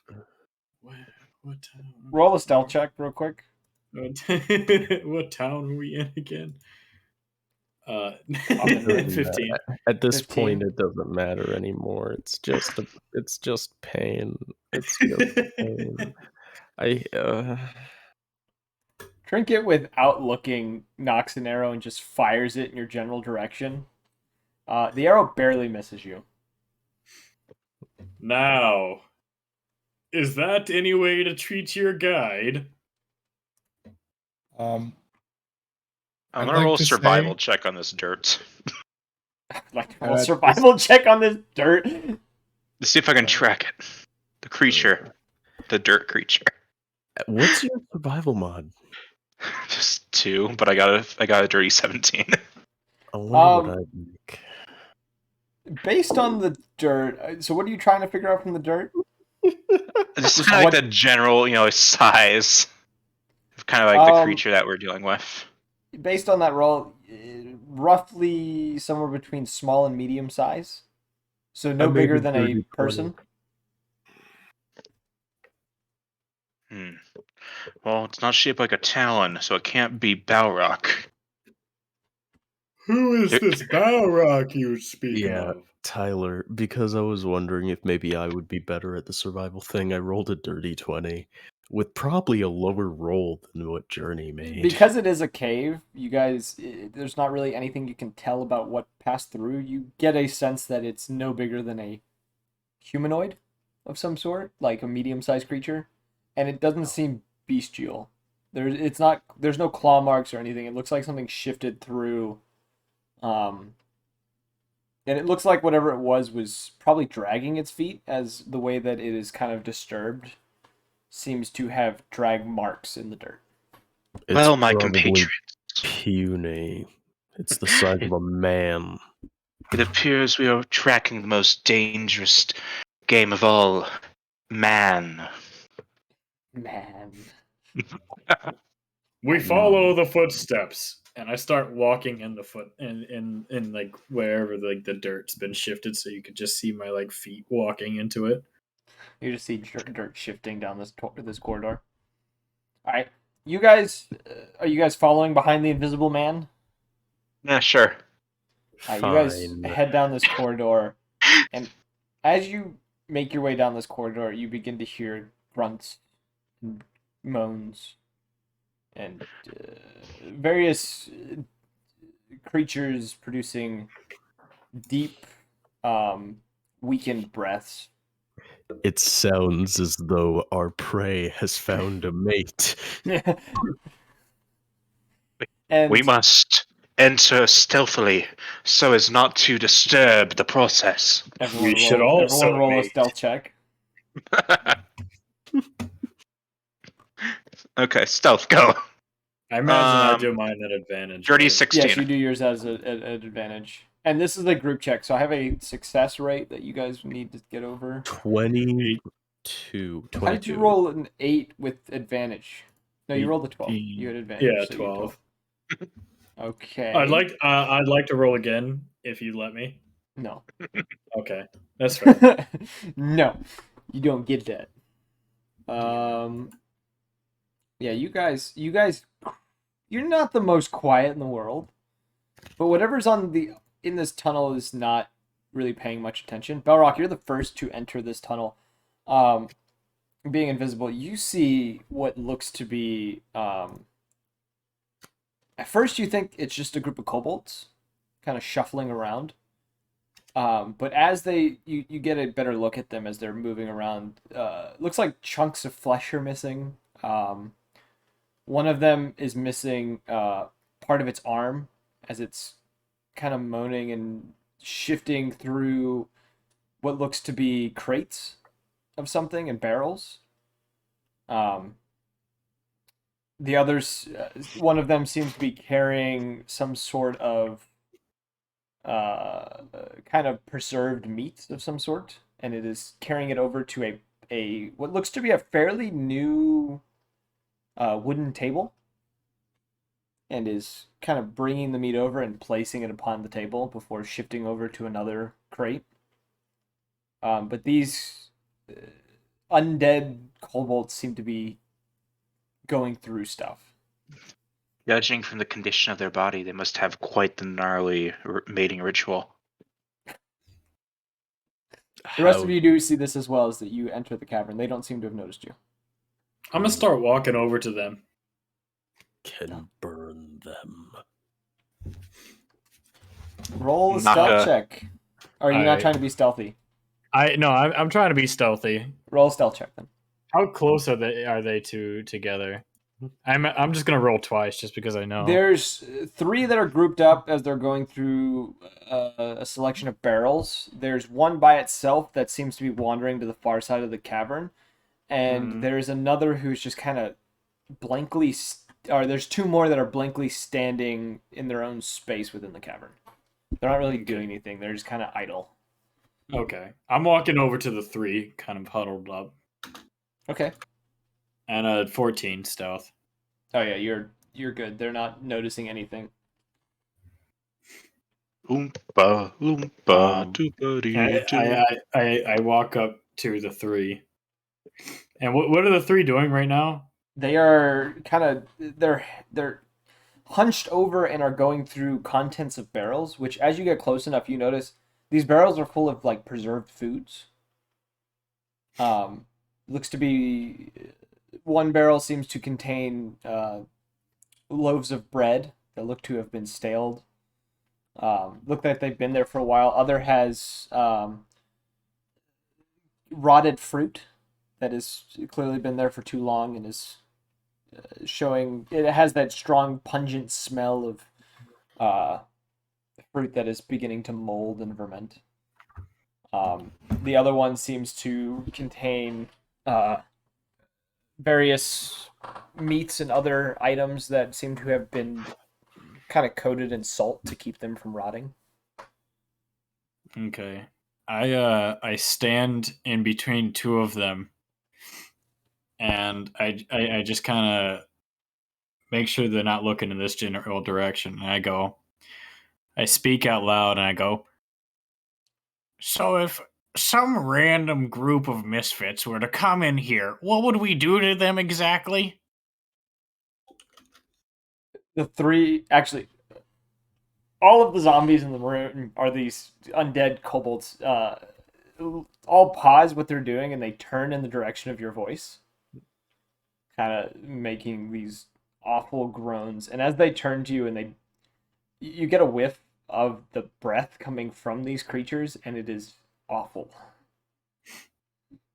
And a kobold in itself already has a bad scent to it. A rotting, zombified one smells 100 times worse. Fair enough. Krakatoa! Boom! And I cast Thunderclap. All right. Is that a check that they have to make? Yeah, I think so. They need to succeed a Constitution saving throw or take 1d6 Okay. thunder damage. And there's three of them. What is the save that they have to make? Oh wait, hold on.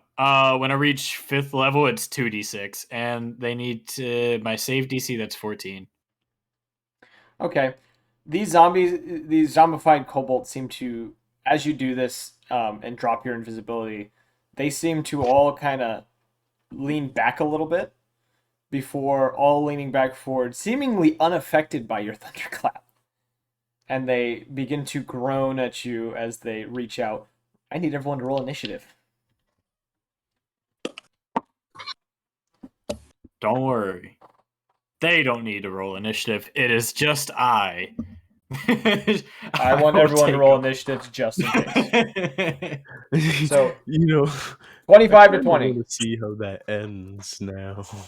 You don't have to do 20. anything on your turn, but 25 to 20. Simple. Well, what happened is I would just fly into the air and I just keep casting Eldritch Blast.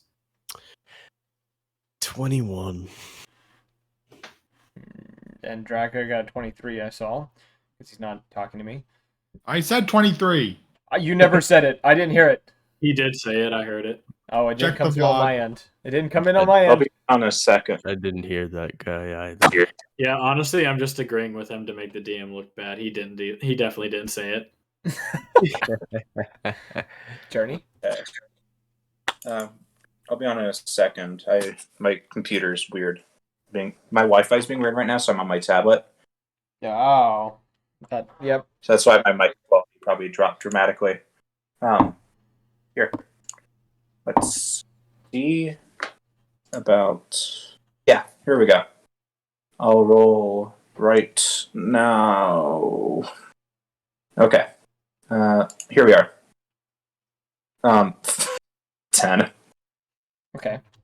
So the order is, it looks like Andraco will be first in your guys' order, then it's Magnus, then it's... Nope. It's, Magnus, and then Balrock.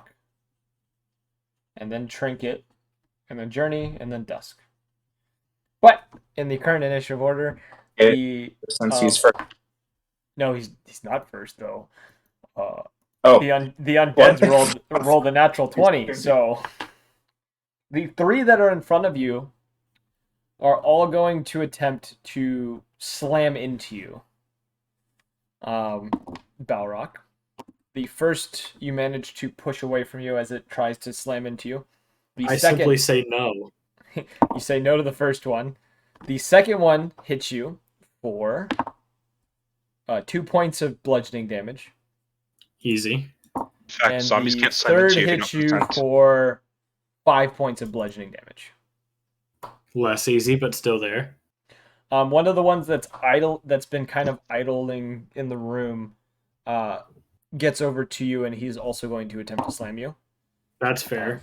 I respect the energy. That's another 7 points of bludgeoning damage. I understand. And the other 2 are going to try to make their way over. One reaching you, but is not able to attack. The other one is too far across the room and is probably about 30 feet from you when it ends its turn. Now it is Andraka's turn. I am a tank. Andraka? So they haven't seen us, right? They haven't seen you. Okay. Damn, I wish I saved a fucking Spell could've slot? cast- Yeah, I could have used Hellish Rebuke there. That would have been fucking dope. If I whisper to the group, will they hear it? Based on the noise and the amount of not as stealthy as you probably could have been coming in, you assume no. Okay, I'm just gonna whisper to the group. I hope they don't see this. And there's gonna be like a flash of light come out of my robe. And then I'm just gonna pull my gun back out. And it has 2 barrels now. Ah. Okay. He's double dicking it? Yeah. Yeah. All right, they don't seem to have noticed the flash of light that you produced. Okay, I'm just gonna watch. Did all that build up just to say, I'm going to watch Magnus.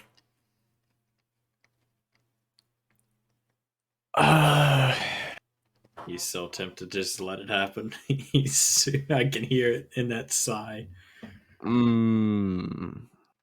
It'd just be so interesting to see if those things could beat his ass. Yeah, I'm just gonna let this turn pass. Okay. Balrock. Hello. Hello there.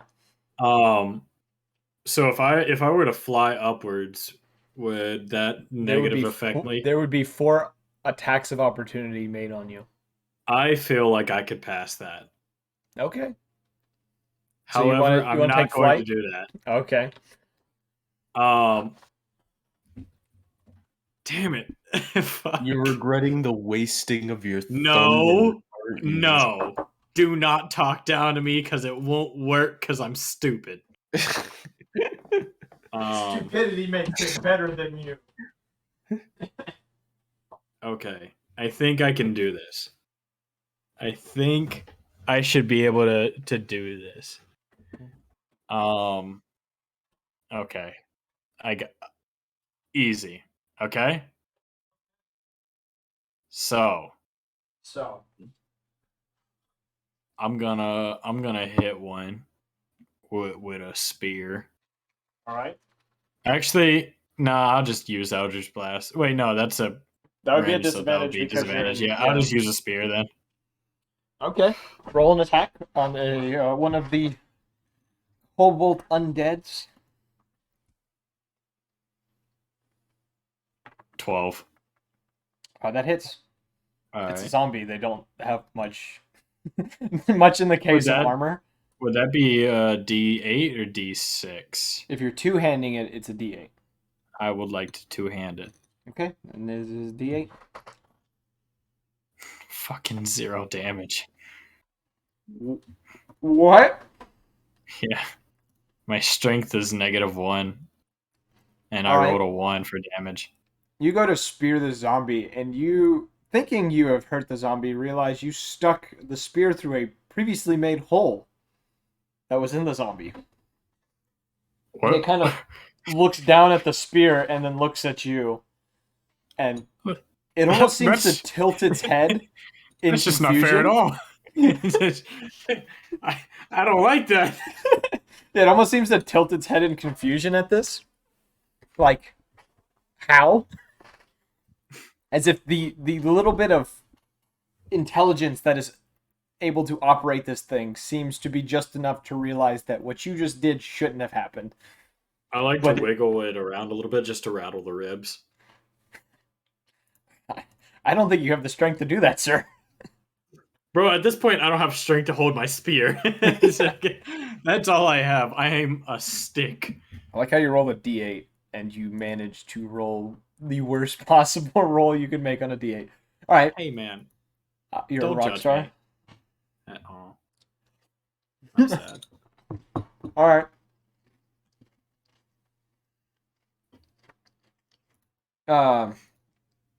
Trinket, who may not necessarily care for Balrock, kind of lets out a sigh. And she quickly runs kind of over to another side of the room. And while she's running, she's going to knock an arrow and fire a shot at one of the zombies,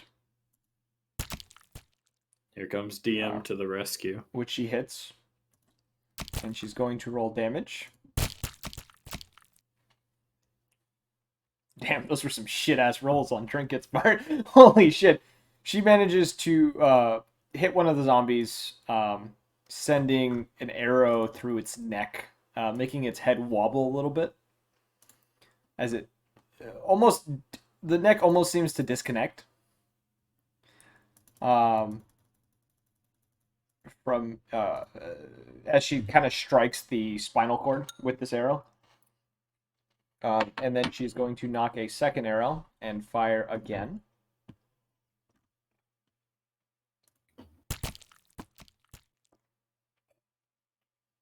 Which also hits.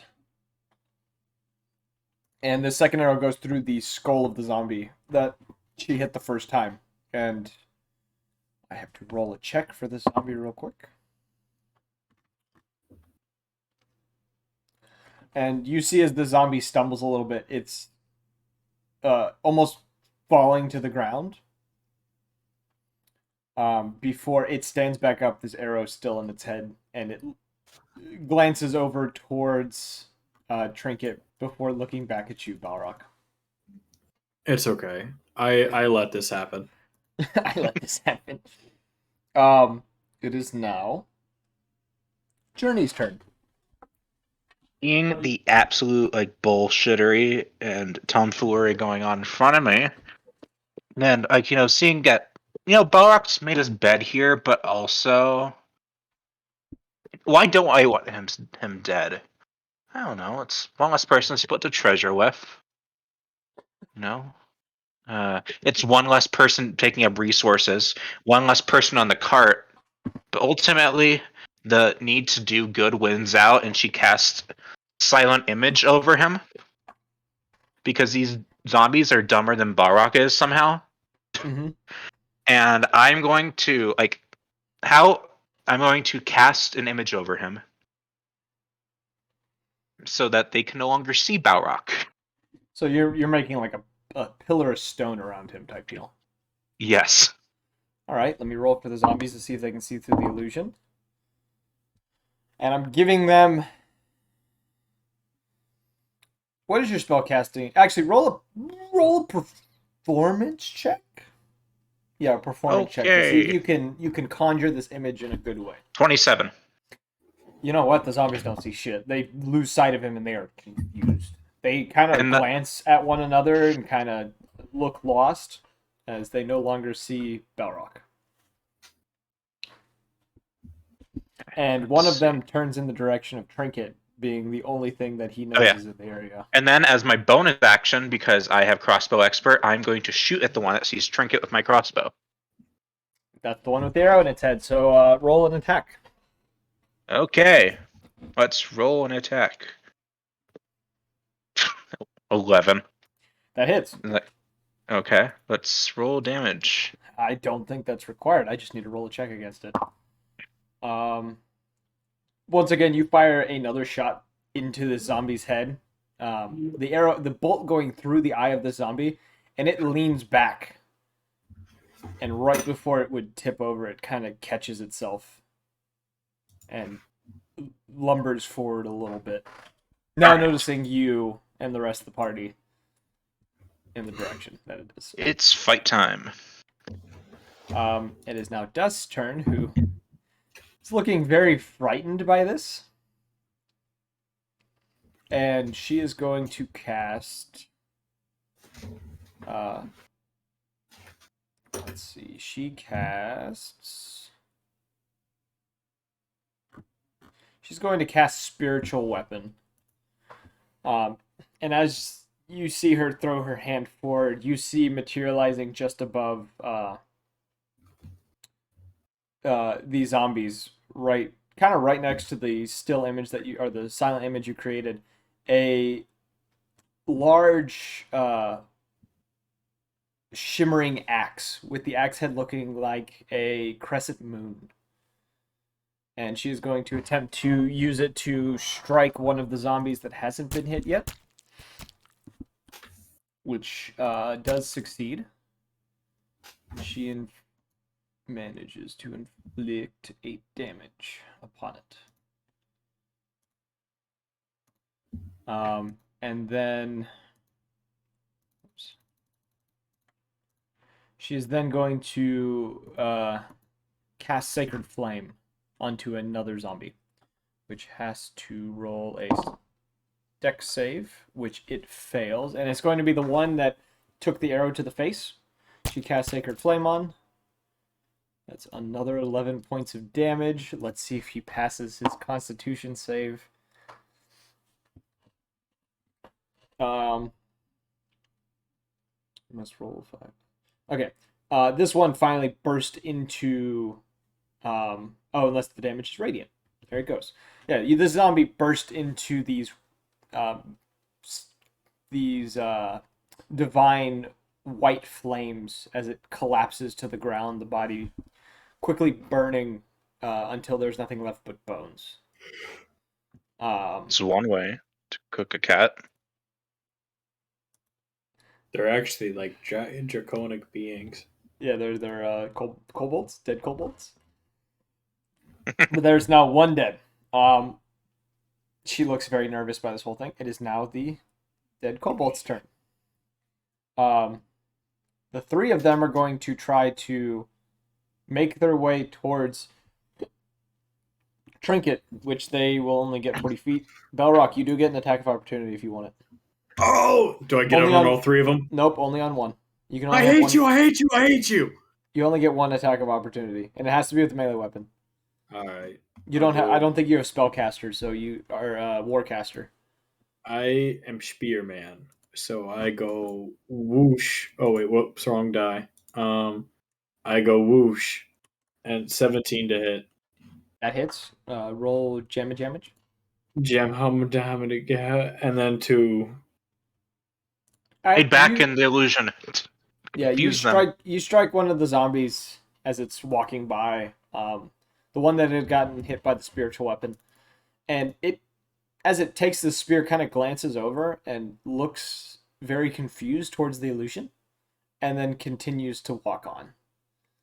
As it continues towards Trinket, and they get about 10 feet from her, and she's looking a little nervous by the fact that they're all trying to converge on her. And Draka, it's your turn again. Okay. I guess I have to attack now. I guess I'll just shoot one that hasn't been injured yet. Okay. Roll an attack. 12. That hits. What? As I said before, it's a zombie, a slow-moving cadaver that doesn't really have much to defend itself. Yes, I was listening. Yeah. What's the damage? He was doing a Dr. Pepper dance. That's what he was. Yeah, that's probably exactly what he was doing in his dorm room, just Dr. Pepper dancing. Oh, I should say, or I should ask, since this is double barrel now, it says I fired 2 shots at the same time. Do I roll damage twice? Let me pull up your thing because I'm not entirely sure how your artificer works. Neither am I. You picked a very confusing class. Artificers are a little confusing. At least to me, because I don't understand them. There's a lot more going on with them than what I'm used to. And I'm used to just having straight magic. Let's see. Thunder gun. Which one was it? Sharpshooter? No. Did the weapon upgrade? You did the double barrel? Yeah. Attach second barrel. Second round at the same time. Gains the brutal property. Did you go into your thing and actually change this? I don't even know what the brutal property is. You gotta put on. That's just a thing that increases damage. That's just an addition of the attachment. Gotcha.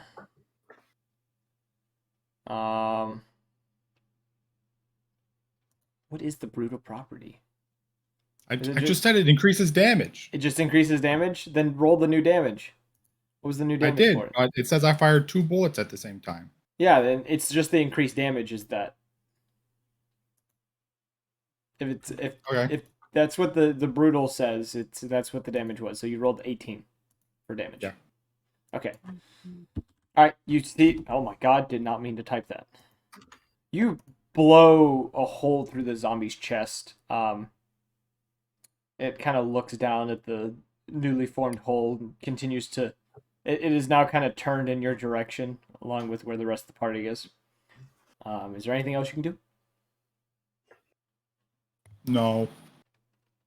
All right, Magnus. There's still these things alive. Yeah. Only one is dead, 2 are injured, 1 more badly than the other, and then 2 have been untouched. Nope. Yeah, 3 have been untouched. I'm just gonna fucking wing my axe at the one who's closest. Okay, that would be probably one of the injured 2. Which you'd have to run about. Trinket would have run 30 feet, so yeah, about 30 feet you'd have to run to get to it. I'm throwing it at it. Okay, roll an attack.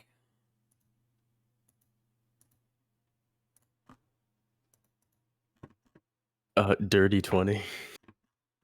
Dirty 20. All right, roll damage.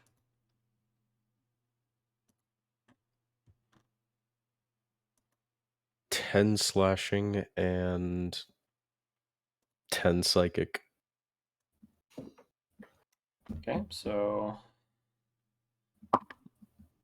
you strike the zombie with the axe. The axe pretty much going through its head as it just kind of collapses to the ground. Your axe hitting the ground a few feet behind it due to the strength that you put behind that throw. There are now 2 dead zombies. Can I walk up to the other one?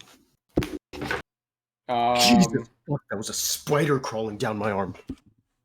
that sounds fun. Yes, you technically can get to the other one. I'll walk over to him and start stabbing With a knife? with the axe. With the axe. Oh yeah, you resummoned it because you can. Actually, is it a bonus action to summon it, or is it just a free action? I can't remember what I said for it. What does it say about summoning it? Or do I not have anything on that? I think you can summon it with your attack when you have it unsummoned. I didn't take into account of throwing the weapon. So I think it would take a bonus action to resummon it if you threw it. I think that's what I'm going to go with it for it. Only because if I let you just continuously throw it like that, it's going to become something super overpowered. Blade. As a bonus action, it says it's a bonus action. Okay, yeah. So you can just resummon it to you. Oh wait, but you have 2 attacks. Yeah. Okay, so yeah, you can do it. You can do another attack. You just have no bonus action now.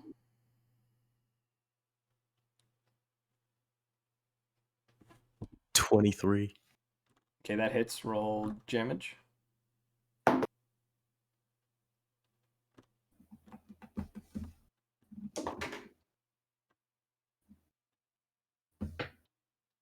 $12 slashing damage, 5 psychic. Okay, the zombie just once again you just split this one in half. It's gone. Just body crumples to the ground. And now it is Balrog's turn, who is still standing within the illusion. So you mean to tell me I'm just a big old giant solid pole just walking around chilling out like a solid It's the image is stationary, it doesn't move. So you are standing within a illusionary stone pillar right now. I walk out and I go, "'Tis I, the Krakatoa," and I do thunderclap again. So they're 40 feet from you. That's fair. I don't do that. Like you could do that, but like no one's around. I thought that they were closer. My bad. I'll just cast Eldritch Blast to one of them. Okay. You have 2 that are heading towards Trinket. No, you have 1 that's heading towards Trinket. Or they're all heading towards 1 that's directly in front of you, and there's 2 to your right. 1 that's coming from kind of behind her, and the other one coming towards her left side. I'll do the one behind her. Okay, roll attack against this zombie as you materialize this greenish energy. Yep, that hits. So roll damage. You materialize this greenish energy within your palm, and you fire this blast. Another fucking one. Good thing I have a +3. It's 4. So you send the zombie staggering just a little bit from this eldritch blast. It kind of moaning in pain a little bit, or not really in pain, just kind of moaning, as you know, as zombies do. Is it's slowly coming towards her.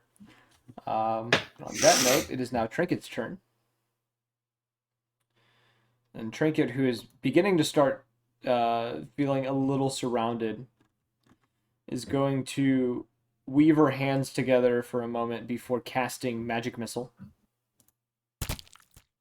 which she is going to strike all 3 into the zombie in front of her, doing 12 points of damage. Yes, 12 points of damage to the zombie who's standing directly in front of her. Which is now this one because I made a mistake. That's fine. And she is then going to run 30 feet towards where the party came from, and then knock an arrow and attempt to fire an arrow at the one that she just struck. Because as a bonus action, rogues can do things. She hits. She hits for 6 points of damage, causing the zombie who just had these white little missiles of energy just shred through it, and now an arrow stuck into its throat. It is now Journey's turn. Okay. For my turn, I shoot someone. There's Preferably undead. There is a uninjured zombie, a partially injured zombie, and a very injured zombie. Well, let's go for the very injured zombie because I'm doing... Wait a minute. Doy. I'm going to throw a dagger, first of all, Okay. at the very injured zombie. What is the range, your throwing range on your dagger? I don't remember if it says. Just let me check I think it's my generally like 30 feet is the max range. inventory quickly. Oh, the dagger venom. You can throw it up to 20 feet Yeah. without Normal, disadvantage. So, the normal dagger can go up to 20 feet as well. yeah, so you have to walk up about 10 feet to throw without disadvantage. Which Okay, is I no will problem do that. considering you have 30 feet of movement. So you move up 10 I'm gonna- feet and throw that dagger. Okay, now going to roll the thing. Say the line. Say the line. Okay, I got That's a hit. 17. Yeah, Roll 17. roll that damage as you throw this dagger at the zombie. 4. That might be enough. Let's just see. That is enough. You throw this. No, it's not enough. Okay, enough? then bonus action, I use my crossbow to double tap him. So yeah, you hit the zombie in the face, and it kind of stumbles a little bit, and then continues to walk towards Trinket, and you pull out your crossbow and fire an attack. Dirty 20. That hits. Roll damage. 6. 6 points of damage, which means it's got to roll. You fire another crossbow. It hits it in the chest, and it continues to move towards you. And Trinket. Dusk, who is still looking a little nervous about everything that is happening, is going to cast.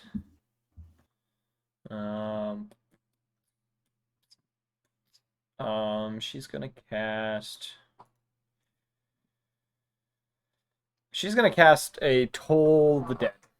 Nope, not Toll the Dead. It's Sacred Flame onto one of the zombies. The one that is partially injured. She crits on her attack and does 7,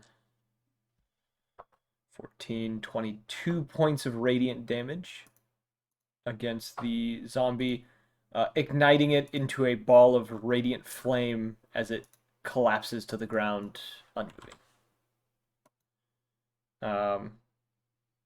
And now it is back to the zombies' turns. The one who has 1 health is going to make its way to Trinket, stopping just in front of her, unable to attack. The other one is going to walk towards Magnus, and is going to stop just about 10 feet from Magnus. So it is now Andraka's turn. So there are 2 zombies that you can shoot at. Shoot! Which one? Badly injured? No Yes. injured. Yes. All right. Nat 20. All right. I said uninjured, right? You did not, but we'll go with that. You didn't say which Okay. one. Roll damage and double the die. 28. There isn't. How do you want to do this? I don't know how you want to. How do you want to do this? Blast his head off. All right, just like out of some zombie movie, you just see Andraka ready up his weapon before firing one of these arcane bullets through the head of this zombie, its head popping like a grape as it slowly collapses to the ground in front of Magnus. It's now Magnus's turn. There's one zombie left. All right. Just gonna go over and break his shit. You know, it's no real. Yeah. It's just 14. That hits.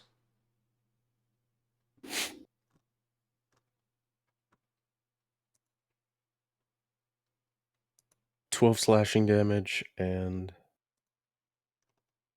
11 psychic. Okay. Yep. So you how do you want to do it? There's nothing. This thing is going to be from top of the head all the way to the bottom, split clean in half, as if cutting a loaf of fucking bread. All right. You watch as Magnus just in front of Trinket lifts his axe as he stands behind the zombie and proceeds to just slice it in two, and it collapses in two halves in front of Trinket, who both looks terrified and also thankful that you did that. She kind of gives you a nod. And moments after you do that, you hear the sound of someone moving along the tunnel further down the way.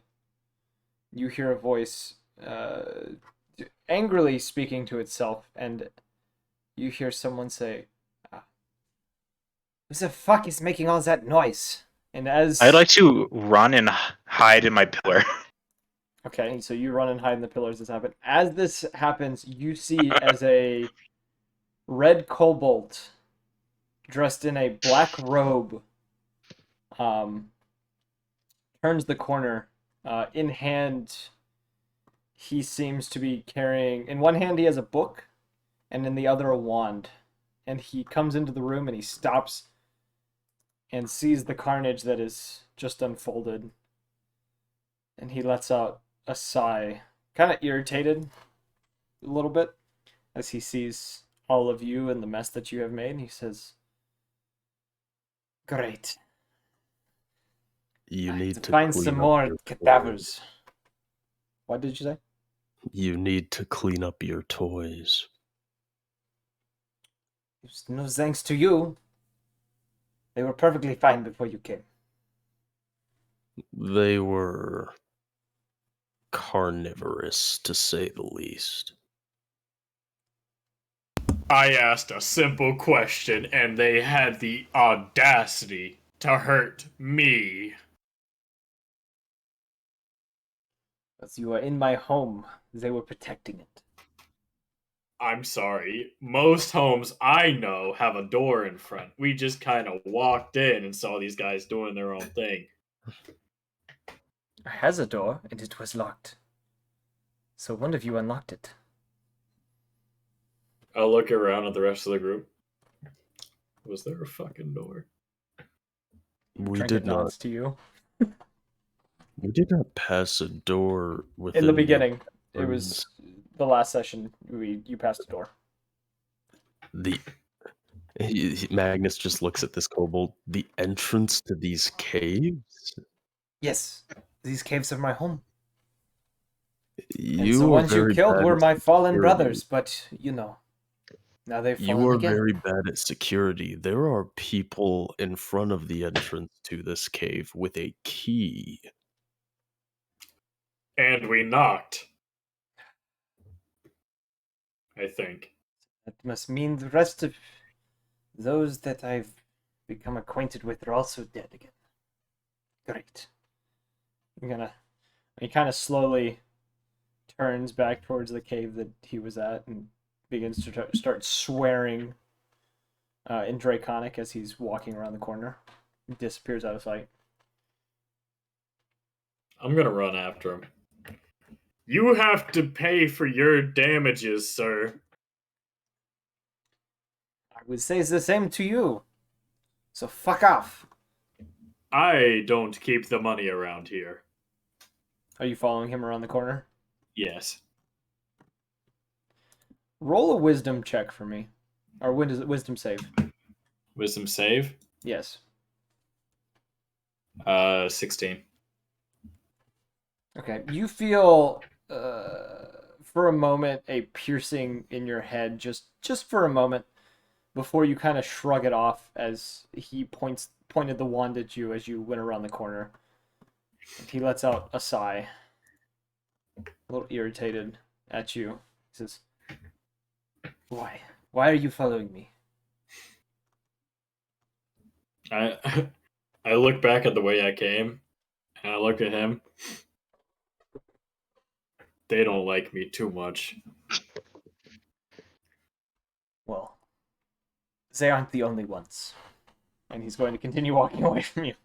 I keep following after him. Yeah, but you're new. We have new experiences. They keep on old memories. You know, while I was fighting your pets, I was attacked by all of them, and they just sat and watched. It was quite a show, actually. I fought very bravely, and I almost killed all of them by myself until they You stay here, I will came kill along. you. See, that's fair. I'm looking for a glass rod. Anything like that around here? It's somewhere else in the cave. I do not give a fuck about it. But this is your home. I think that you should tell me where that is. Under no circumstance that I really have over you right now, but I'll think of something. He continues walking and tries to pretend you are not there. See, the big tall oaf does that all the time, and it doesn't work. You're either going to kill me. Don't actually. I shouldn't say. I think we can come to a mutual understanding. I'm looking for a glass rod. I think that's what they are asking me to find.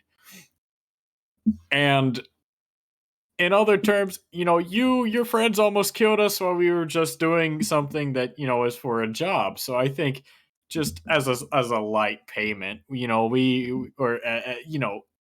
severance, you should just give us, just a location because, it's your home. So maybe you know where it's at. I don't know. You came into my home. I do not give a fuck about what you want. You can find it yourself. Okay. And Magnus just walks past him. And you're walking towards the cobalt? Yeah, I'm gonna walk around him. You're walking Oh, I past didn't know that you follow us. You're going around Belrock towards the cobalt. No, he's No. walking past the kobold himself. He walked past me already. Yeah. The cobalt turns to you as you're walking and says, "Where the fuck do you think you're going? There's nothing back here." Well, we came from the other way, so it's now this time. Or this way. I'm just gonna keep walking. This kobold is too short for Magnus to consider it being existing. He begins to growl and he's starting to swear a little bit. He's starting to fume a little bit and he's getting angry. I'm sorry about your home, truly. However, we came here for something, and we have to have it. As I told you, I you understand. don't. It is not here. It is somewhere else. Get the fuck out of my home. We came from the other way, and now we have to go this way. And, there's really nothing to it. And, you surely, if this is truly your home and, we're just barging in, you would know where something like a glass rod would be. So big old man over there is going to go find it. And, I'm doing the pleasure of talking to you. I'm going to give you 5 seconds to leave this area before I make a mess of all of you. I have a question. Can this guy be charmed? There's nothing that you can think of that might stop you from charming him. Okay. Then I'll just step out of my magic pillar and walk up to him. He's not crouch in down. your line of sight. You'd have to go around the corner. Yeah, I'll crouch down to his level. And wave my hand in front of his face. Is, you want to help us find the rod, and I want to roll suggestion. Okay, what is the save on that? Wisdom 16. He frowns at you. He says, "I do not. Do not want He to does help not. you in any kind of way." Okay. As I said This before, guy's about to cause a mess of us. We'll give you 5 seconds to leave before I make a mess. I've already walked past him. So. Yeah, you walk past him. The area you've entered looks to have a bed, a small desk with some papers on it, and a open chest that seems to only contain various spell components, and a couple knickknacks that look to be worthless. Any other? Oh, can I ask this guy a question? What was that, Magnus? Other exits? There's nothing else here. This is a dead end. Fine. He was telling the truth when he said there is nothing here for you. Wait, there was no chest? There's a chest, but when you look into it, because it's opened, it is full of various spell components and knickknacks.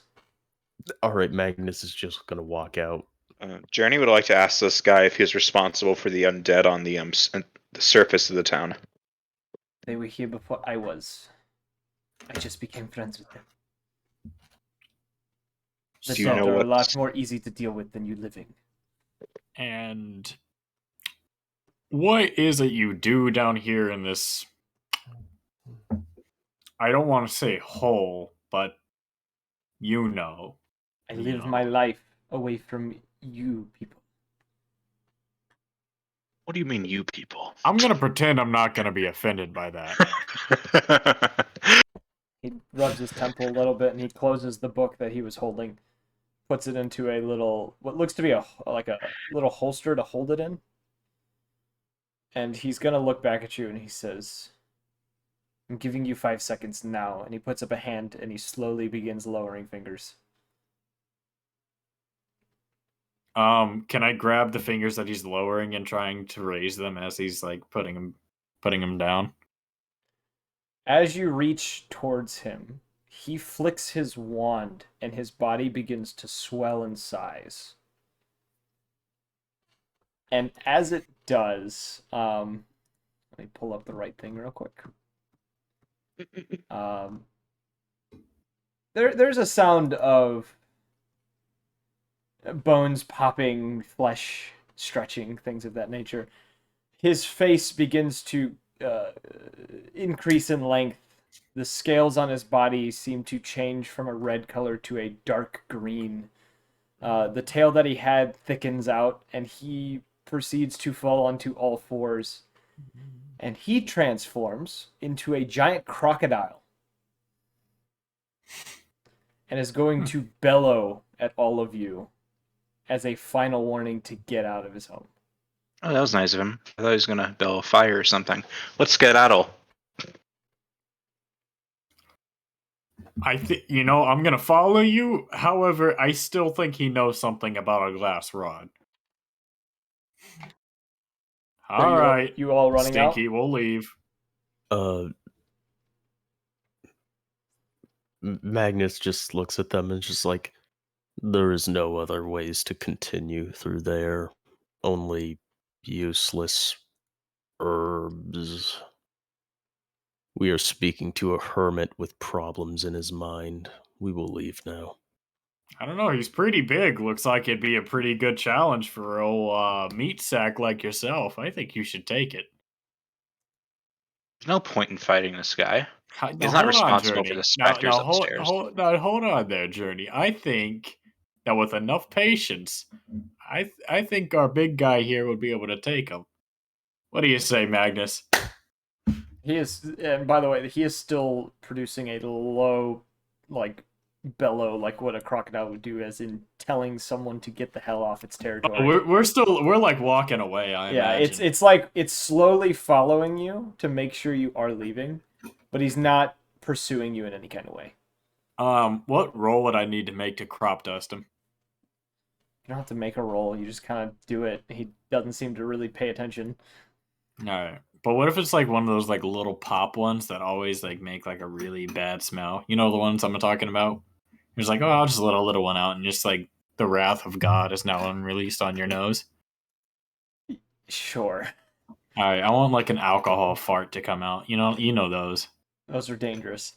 Yeah, I want one of those to come out. Okay, that By I all guess that means, happens, do what but you he's wish. just growling at you as you guys leave. All right. So So where you do we guys want to go? you guys head back. The only way you haven't been in the previous cave is there's now a tunnel on your left that has been unexplored. Oh, there's only one place left to go. All right, you head through that tunnel, entering another, believe it or not, another cavern with a way to the left, to the right, and forward.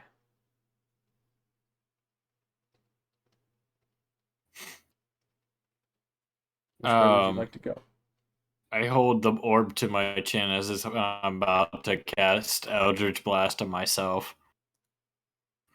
You don't have to cast it through the orb, you know that, right? Like cantrips, you can just cast without your focus. Don't ruin the immersion for me.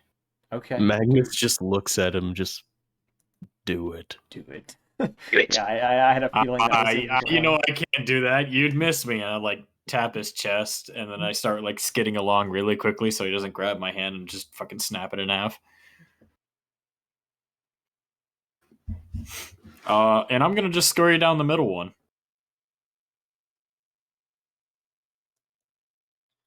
Okay, he's heading down the middle one. Also, Magnus, thinking about this, have you been taking into account that you have a -4 to strength right now? Yeah. You are still weakened. I'm just throwing that out there. I didn't know if you were.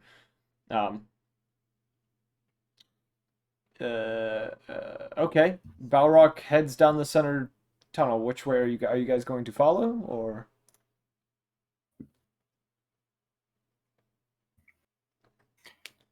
Would you guys I like to think I watch the will. idiot try to die again, or? Sure, why not? Right? I like that one. Gotta find your Journey, enchantment Trinket, somehow. and Dusk will follow. I assume Andraka is going to follow where most of the party goes. Magnus, are you pursuing as well? Yeah. Okay. You guys head into this new. You head down this corridor, and it opens up to another large chamber. There's a large stone pillar in the center of this chamber.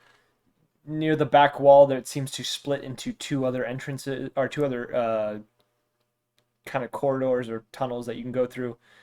And as you enter this room, I need everyone to roll a perception check for me. Something. 17. Okay. 3. And Draka doesn't notice shit. Journey, what about you? Just gonna walk over to my computer and roll it quickly. Perception. 14. Okay. I Magnus? just hit the big stone column. There's probably somebody hiding inside of it, like me. Magnus? Perception? Yes, perception. Oh.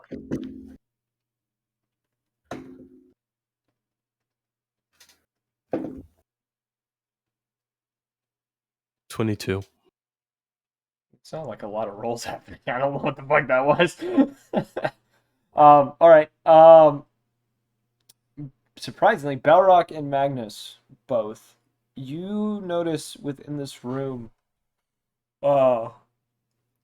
something seems to be producing light within this room, other than the crystals. On occasion, you see a flickering of what almost appears to be an orb of light. I'm quickly- sorry. You're gonna have to excuse me for a second, okay? Okay. You guys see an orb of light that kind of shimmers for a moment before disappearing, and then reappearing again in a different position. But there, based on what you can tell, there looks to be maybe 3 of them. There could be more, but you can't tell what these orbs are that are floating around. Magnus just looks at one of the orbs and just says, I hate you. Alright, sorry about that. What I miss? There are orbs that are fading in and out of existence that are floating around this cavern, and you guys count to be about 3 of them. And it's only you So- and Magnus that notice them. So, we have big balls floating around the room. Thoughts on this? I don't see any big balls floating around the room. As he points this How out, you manly begin did to your notice voice them. just get there, Journey? But my balls dropped. Ernie got jokes. And as you point this out, you hear a faint voice say, "You shouldn't be here." As the orbs proceed to stop near the center of this chamber, and they I begin am where I to. damn well please. Oh, We're looking wonderful. for a rod. Now the giant floating balls are going to tell us where we shouldn't be. Well, no offense, we're not exactly as intimidating as a tiny kobold turning into a giant lizard. Yeah. Also, Hey. sorry, Mr. Balls, we're just looking for your rod. No pun intended, but I'm just, that's what we're here for. Any Snickers. Another one says, "You are disturbing the resting place of the dead. You must leave or follow suit." If you do not burn your dead, you asked for their resting places to be disturbed. Also, again, just looking for a rod. That's all. It's preferably glass. I think it has to be. It came but from somebody. They know who it is. I have no clue. They just told me they need a glass rod. So if you could point or do whatever orbs do and just show us the direction of a glass stick of some sort, and we'll be on our way. And Questions? the third one says, "This is your final chance to turn back or perish." And all 3 of them fade out of your vision. You can no longer see them. You are self-righteous and your threats are empty. Go fuck yourself. I need I everyone think to they're roll already gone. initiative. That's also a bit obsessive to me. I need you all to roll initiative. 22. 22 as well. This is Dirty. what happens when you anger the 19. dead. 6. Wow, you just all came here to play, didn't you? All of a sudden. Hey, the dead upstairs, which Mr. Kobold weren't responsible for, tried killing Trinket earlier, and I'm not happy about that. I'm just looking for a clear What did- stick. Is what did- that okay? What did Magnus say? Or what did Magnus have? 22. 22? Oh, so which one of you has a higher dex mod? You My have the dex same is dex plus mod. X. You guys have the same dex. I'm gonna let Rock, Journey paper, go first, rock, considering paper, she's scissors.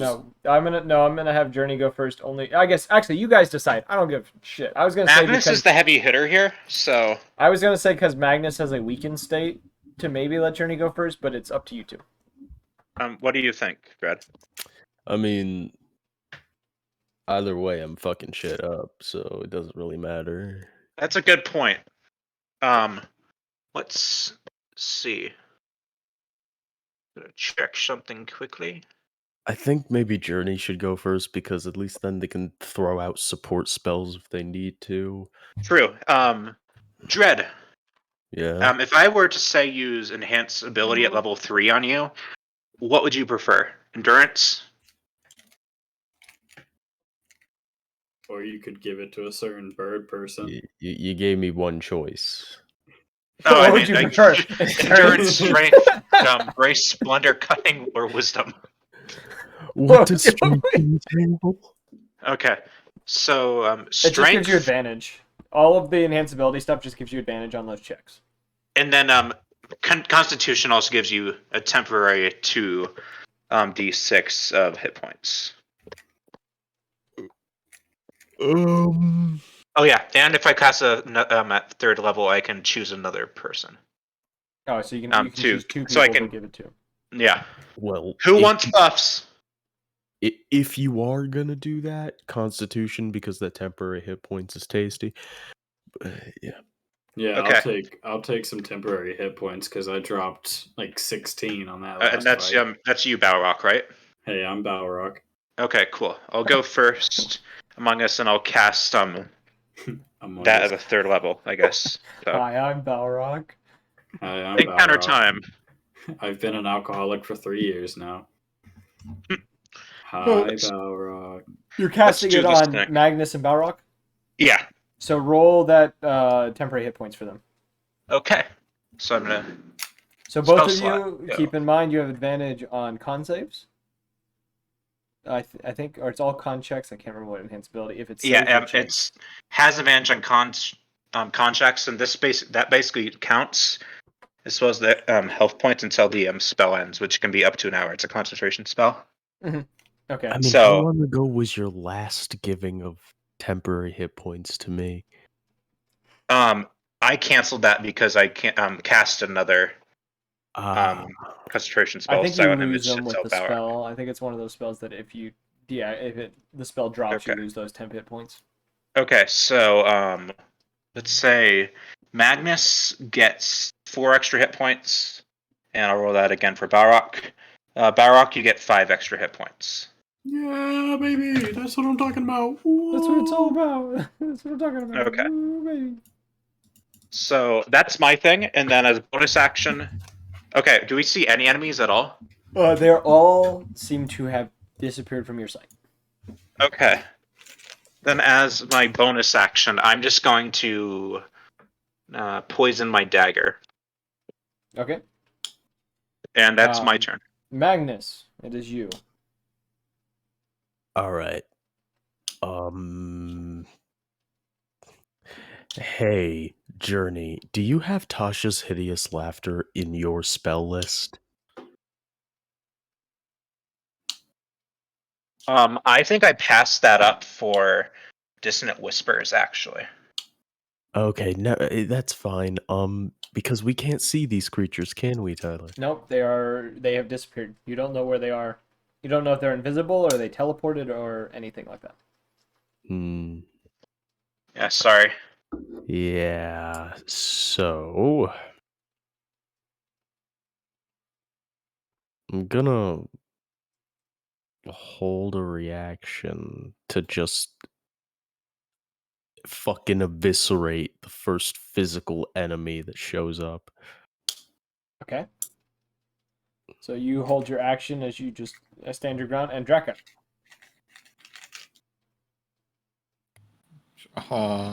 You're all kind of clustered together too, so you're in like a group, you're all within about 5 feet of one another.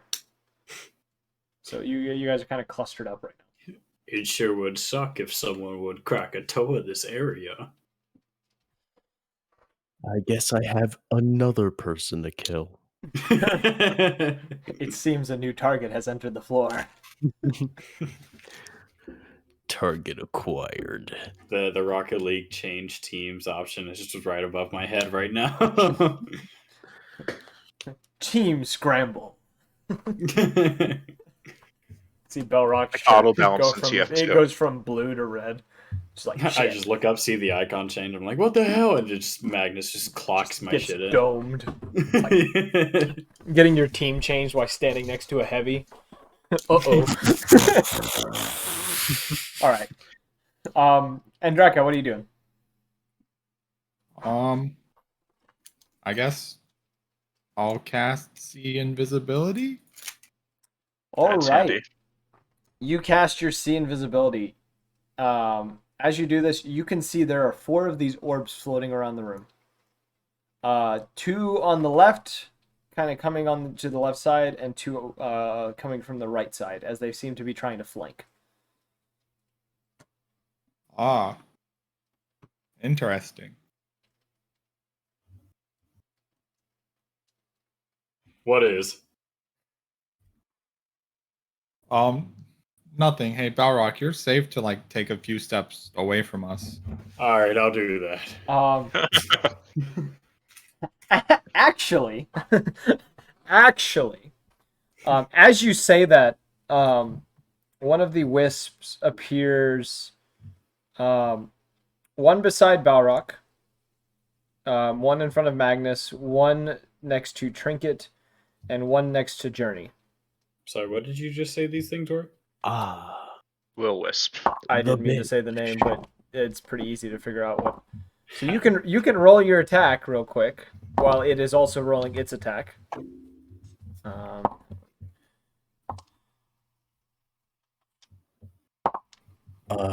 Hold on, because I have to check this.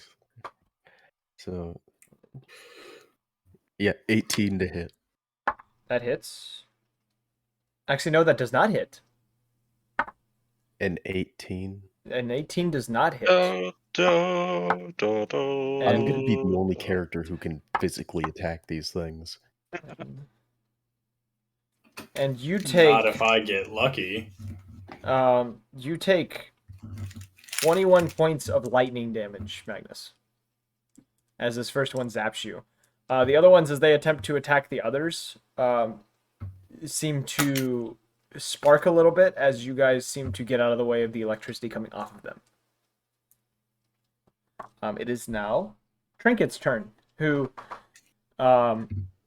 immediately upon seeing this entity is going to disengage and proceed to run across the room before pulling out her short bow and attempting to fire a shot onto one of these wisps. And that is going to hit, and she's going to shoot at the one next to Magnus. And going to inflict 13 points of lightning piercing damage onto the wisp. So you see as an arrow sinks into this entity, and as it does, the arrow seems to just dissipate within the electricity that is produced by this creature. And you hear a weakened cry of pain, kind of like a distant, weak cry, as the arrow disintegrates within its form and it begins to flicker a little bit. And it is now Dusk's turn, who, in seeing what is happening and is in a little bit hidden, and realizes she's a little hidden only because she's the smallest amongst everyone and is kind of just underneath a kind of line of sight, is going to take a few steps back and attempt to cast Bane onto these creatures at level 2. So they need to roll Charisma saves. So 2 succeed, 2 do not. So they're going to be affected by a d4 for any time they have to make a roll. Yep. Okay. It is now Balrock. It is your turn. Okay. One of these wisps is directly in front of you, seeming to the sparking coming from it seeming to cease for a moment as it seems to almost recharge itself or reaccumulate the energy. How close is it from me? It is 5 feet. Okay. Damn.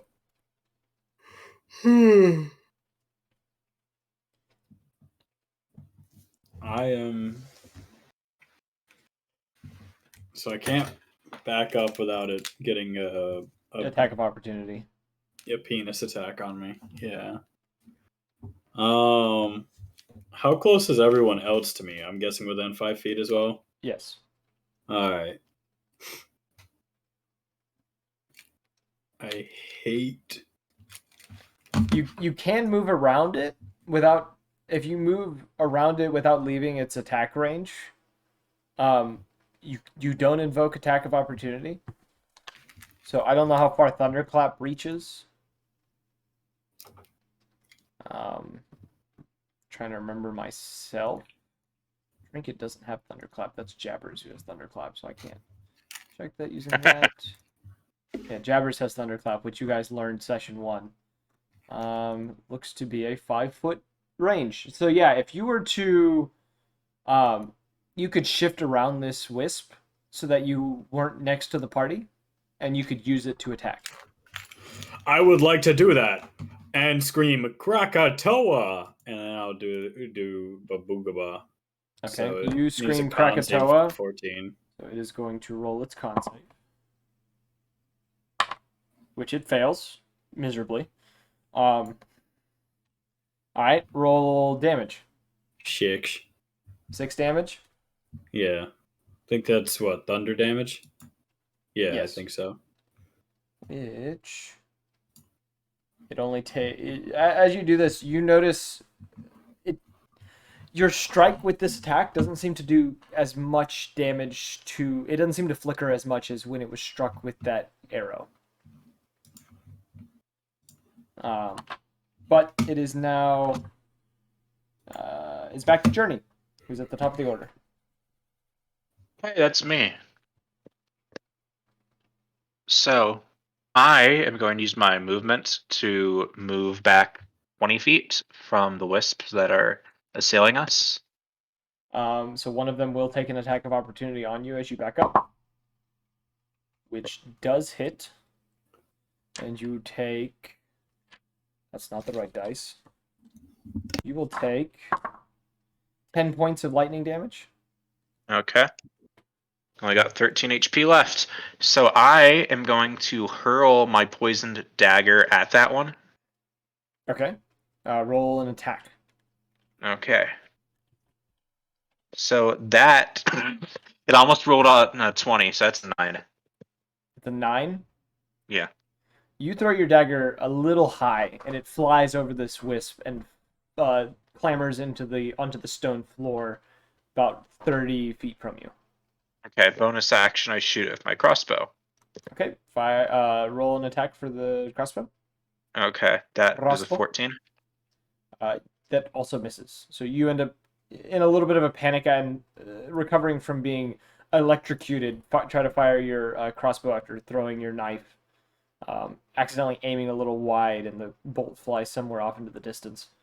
Okay, then one last effort. Then I am going to use my. You're out of moves. You did your action. You did your bonus. But okay, this is a reaction. Oh, are you gonna It's do Hellish Rebuke. So yeah, you would have done that. Yeah, I'll let you do that. In the future, it's the moment you take damage. You tell me you want to use Hellish Rebuke. Yeah, I just But forgot yes. it existed. So yeah, it has to roll a what save? Okay. You know what? It doesn't matter what the save is. I rolled a 1, so roll your damage. Okay. So that is going to be 13 damage. What kind of damage? 13. Let's see. I think it's fire it damage. say? It should say. Yeah, it should say fire damage. Yeah, fire damage up top. Okay, so you let out a cry of pain as it hits you with this, and you fling as this cry of pain goes out, fire forms around your body and directly fires itself into the wisp, which seems to take it a little better than you would have expected. Flickering ever so slightly, but not very much. Okay. It is now Magnus's turn. Le Bonk? Okay. Le Bonk is a wisp. Yeah, good old Le Bonk. So, it's like, what, a 15? Yeah, it's a 15 to hit. So you swing a little wide, just missing the orb as you swing at it. Roll Oh, again. there we go. 22 to hit. That hits. Roll damage. Damage.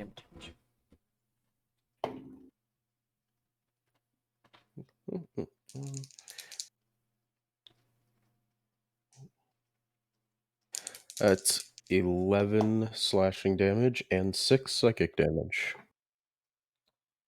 Let me double check some things about the wisp real quick. Ah, that is okay.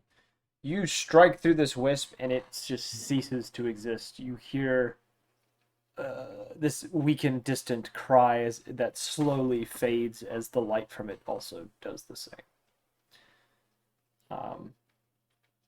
And there are 3 wisps remaining. Is that the end of your turn?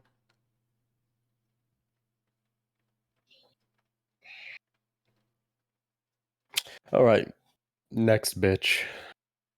Okay. The one who attacked Journey, the one that attacked Balrog, or the one who was going to attack Trinket missed? Want to attack Journey. Okay. 24 to Roll hit. 24 to hit. That hits. 15 slashing damage. 9 psychic. That one also the same happens. The same weakened scream as it vanishes from existence. And Draka. Bang. All Never right. mind. What'd you roll? Just bring 11. down the ceiling on us. Yeah, you go to fire at one of these things, and it's one of the ones that Magnus just sliced through, and you just fire at nothing. Just a round flies past Magnus and strikes the ceiling. Is that the end of your turn? Is that all you can do? Yep. Okay. It is now the wisp turn. One of them is going to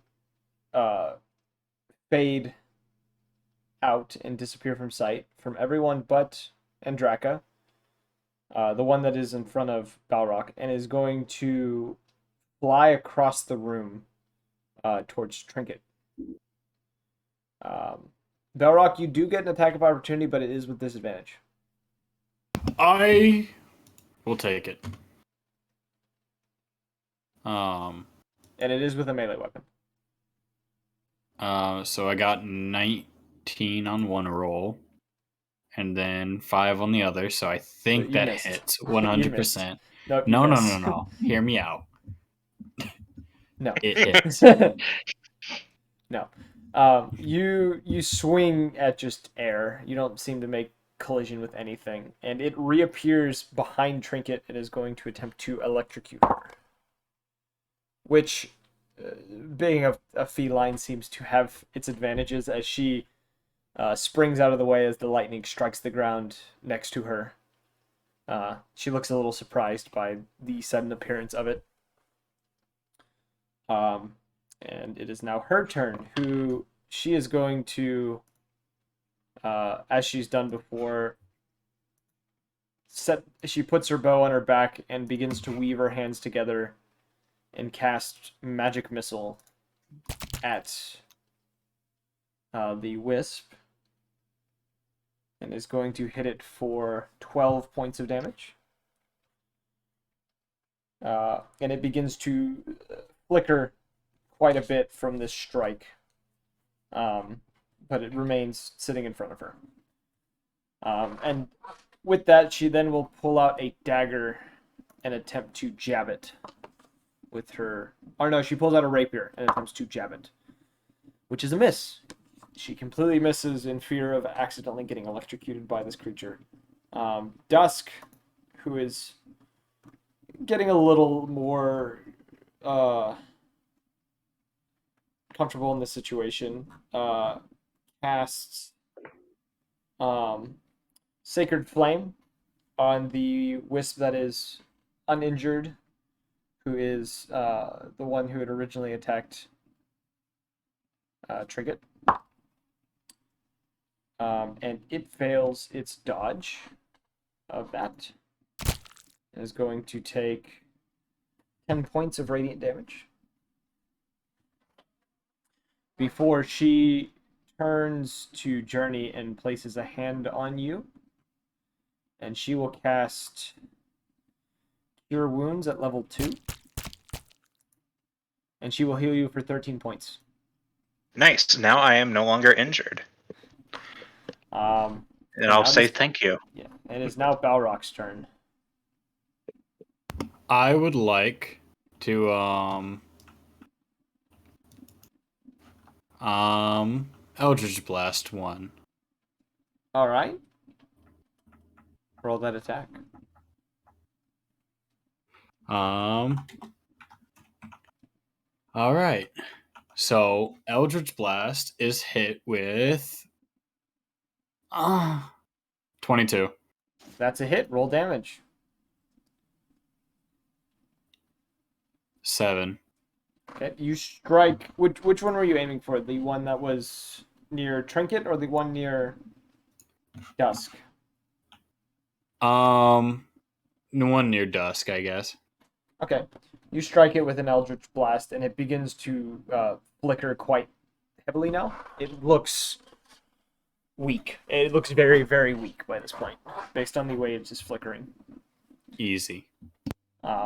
It's now Journey's turn again. Okay. No longer injured. So, let's see what I can even do at this point.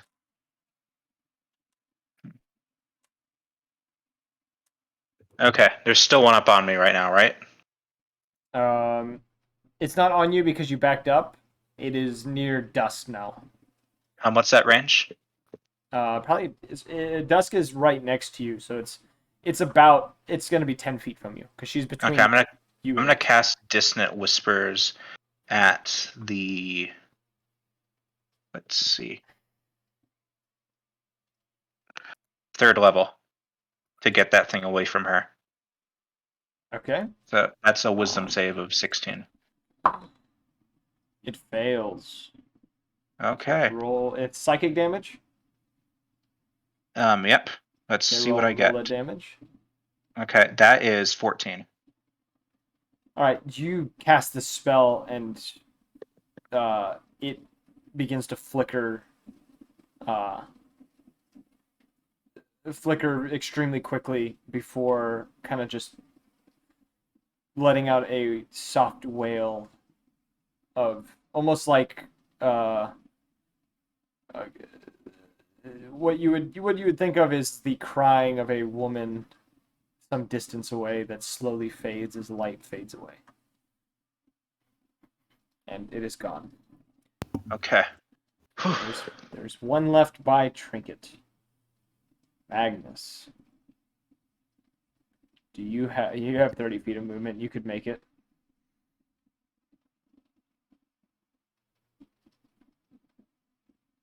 All right. I mean, I'm a barbarian. I got an axe. You know how this is gonna go. No, I don't know. Please inform me about the originality of a barbarian. Must be as original as a fighter. Dude, this is a level 5 barbarian. There's nothing original about these motherfuckers. No, you have to get to like level 6 to 8 to be anything original. Even then, it's still not very original. It's a little bit of spice to it. Oh no, when you get to there, it's really original. Fucking barbarians get crazy. Dirty 20. Dirty 20. That hits. I'm assuming you're probably going to kill this thing based on the damage you do already. 10 slash. Wait, no, never mind. Not 10. Plus, having a magical weapon, 14. technically, you negate resistances against non-magical weapons anyway. So. 14 slashing damage and I would say how you want to 12 do this, but it is just a ball of energy. So I'm assuming you just kind of slash through it, unless there's some flavor stuff you want to put with this as you kill it. it's just cut straight through. Your promises are empty. I am still alive. Right, and as you say this and slash through it, one last distant wail of agony is released throughout the cavern in a very soft, distant tone before vanishing. And the cavern has gone silent around you.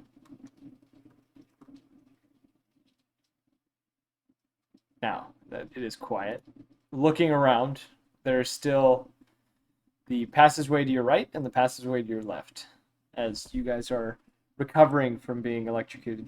Trinket is panting heavily a little bit, kind of hands on her knees. Even though she is unscathed, she looks a little shaken by the incident. Do not quiver, my dear child. We go this way, under my command. I take the left one. Okay, you enter the left. You begin to go through it, and you find there's this corridor splits into two more, a left and a right as well. Beyond these points, it looks like large caverns on behind either one of these points. We keep going left. Okay, you keep going left. Are you guys following him? Fuck it. Why the hell not? All right. As you guys go through the left corridor, you notice that these corridors were actually just ways around a very large stone outcrop within this area, and you are in one long opening. Roll a perception check, everyone, for me. Perception time. And Perception I got time. a dirty 16. Okay. Alrock. Magnus. 15. 24. 16. Journey and Draka and Magnus.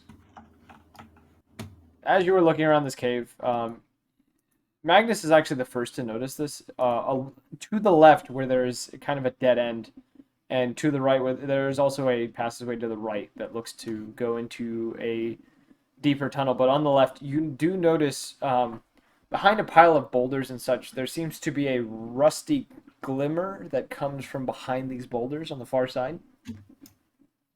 And upon closer inspection, going over there, you do find a chest hidden away behind these boulders.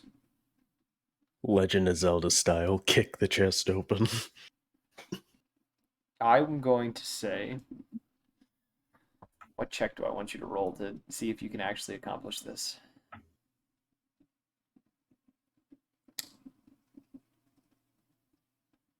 Fuck it. Roll a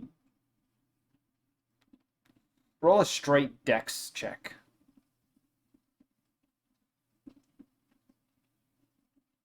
Just see if you can hit this thing right. 16.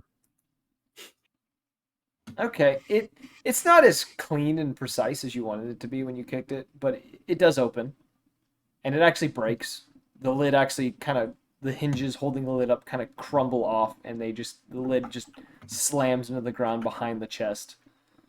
And upon looking inside, you can see there are two orbs. What looks to be a paper fan, and another one of those potions of greater healing, as well as a small coin pouch.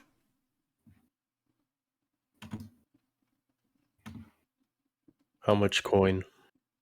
Opening the bag and looking inside, you estimate somewhere around 50 coin. 50 gold coin.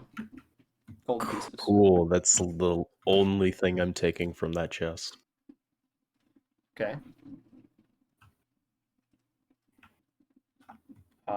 Journey, since you also rolled high, and Andraka, you guys also get kind of first dibs on whatever's left.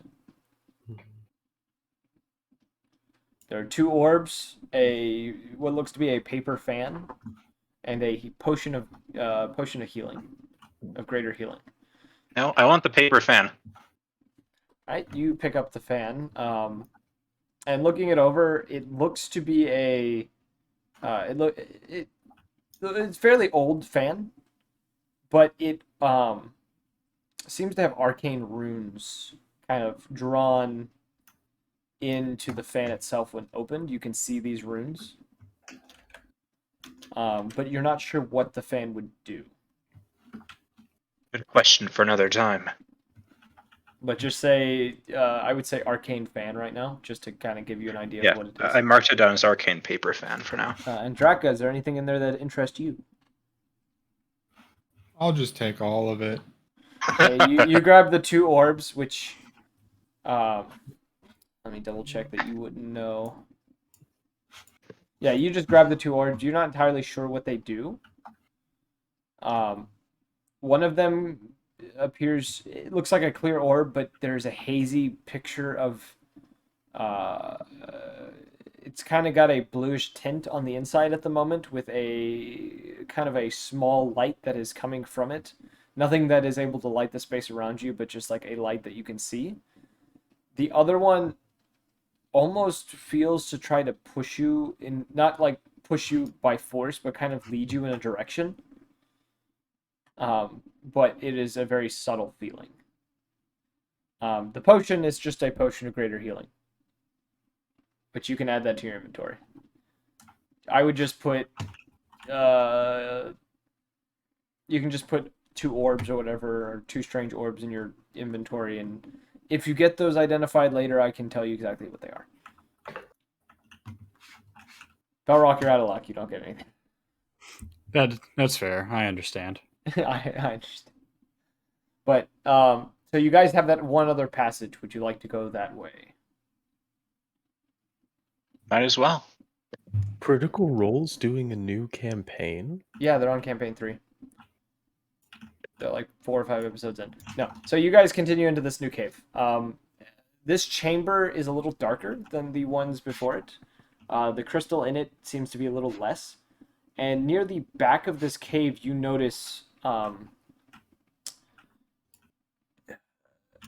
sort of it doesn't belong. There's a pedestal in the back.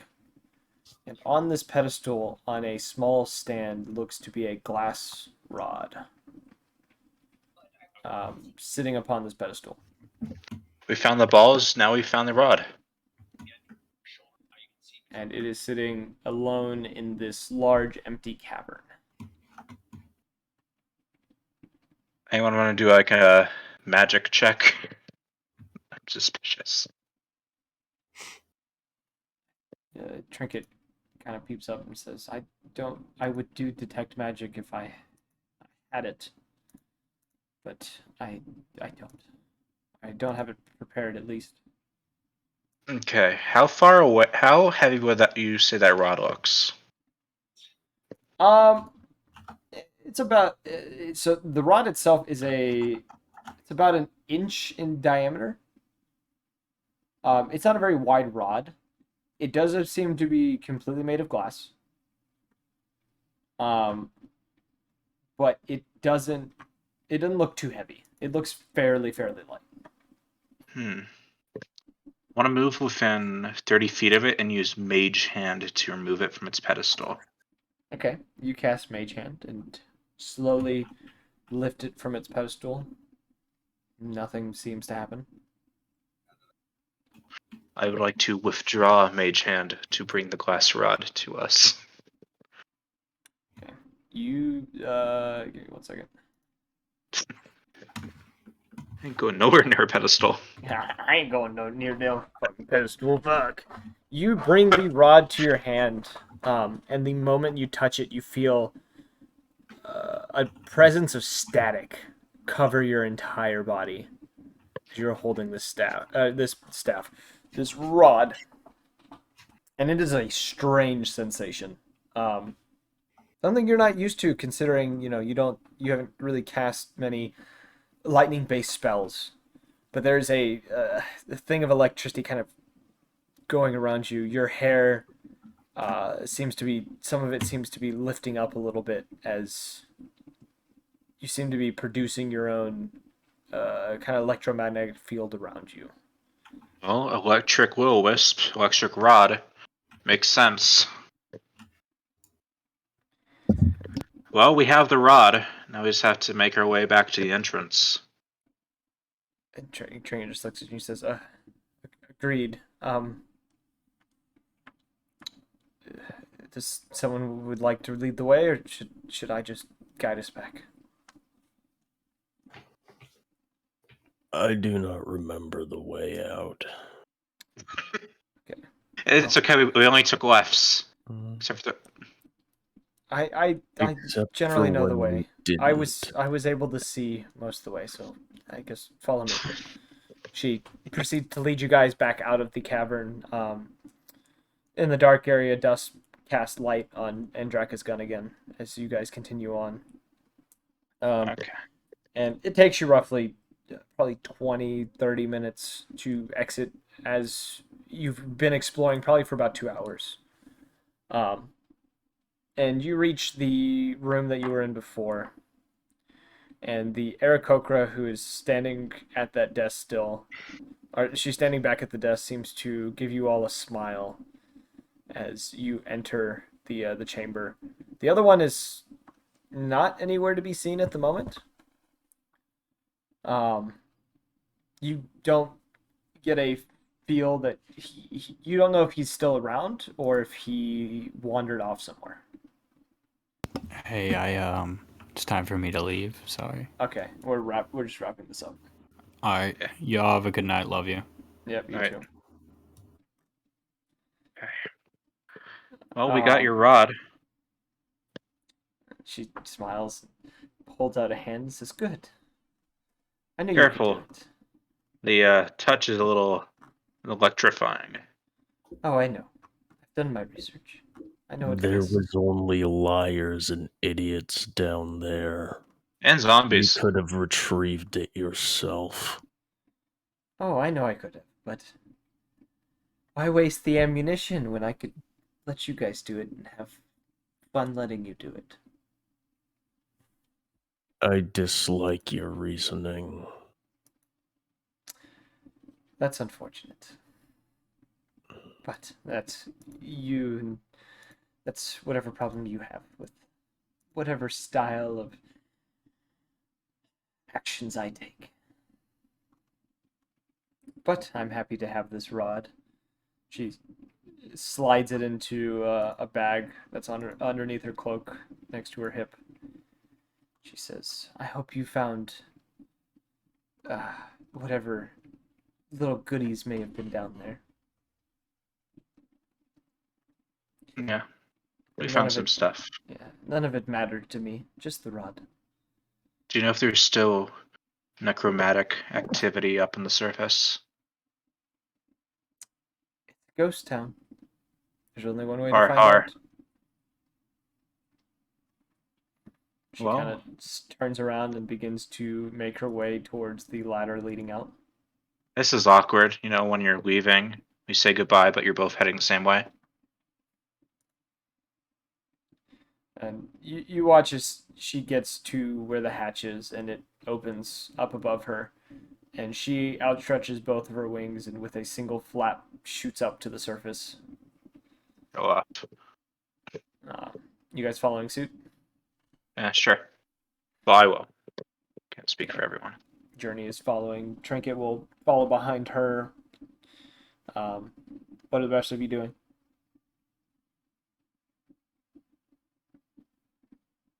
I'm gonna open this jewelry box.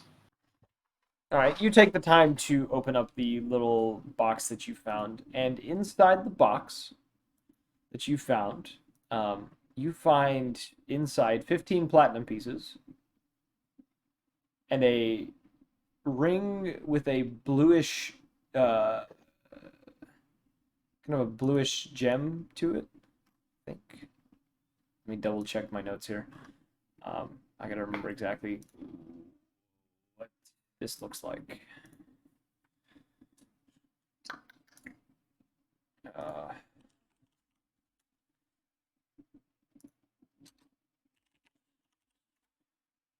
There we go. Yes, it is a. You see a silvery ring with little blue gems kind of embedded along it, and around these gems looks to be engravings of waves and moving water around them. But you're not entirely sure what it is.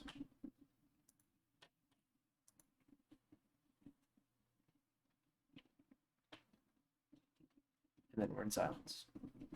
What about you, Magnus? What are you doing?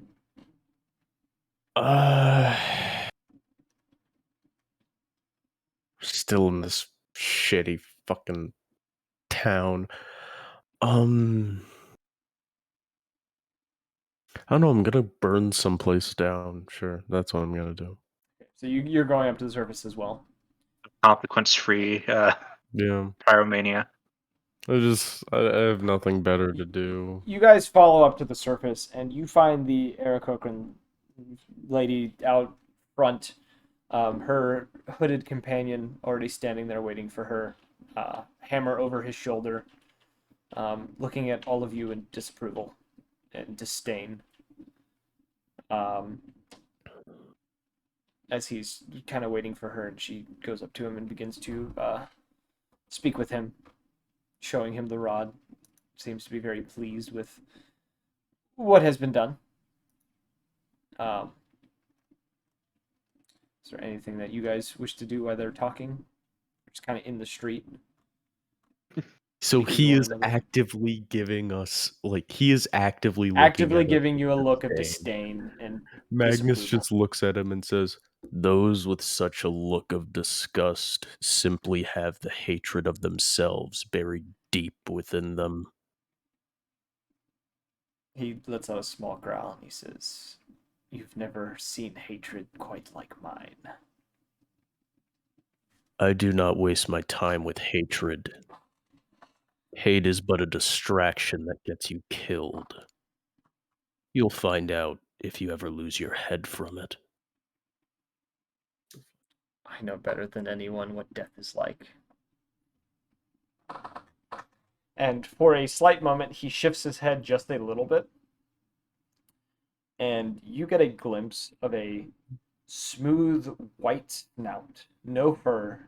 Doesn't look like there's any kind of skin or flesh, just bone.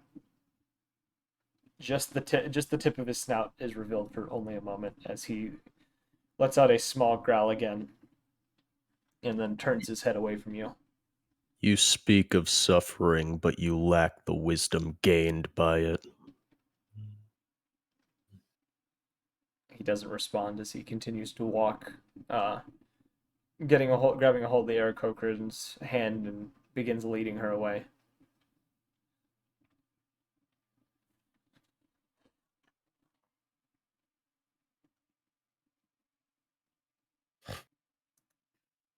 He will die like most animals, painfully.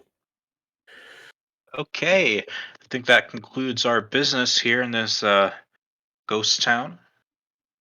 So maybe we should make our way back to our employer before we be set by any more undead or kobold wizards or whatever. Wisps. Let's get out of here. To where? Well, we should return to our employer. Our mission accomplished. Everyone's dead, except for that one dude in the basement.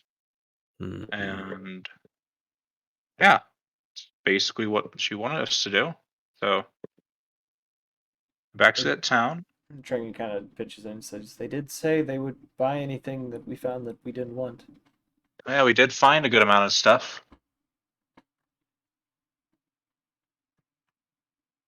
Yeah, this is Consider basically just salvage more steps. the town they're in, we might be able to get a little more for it than normal. It is a criminal city, by the way.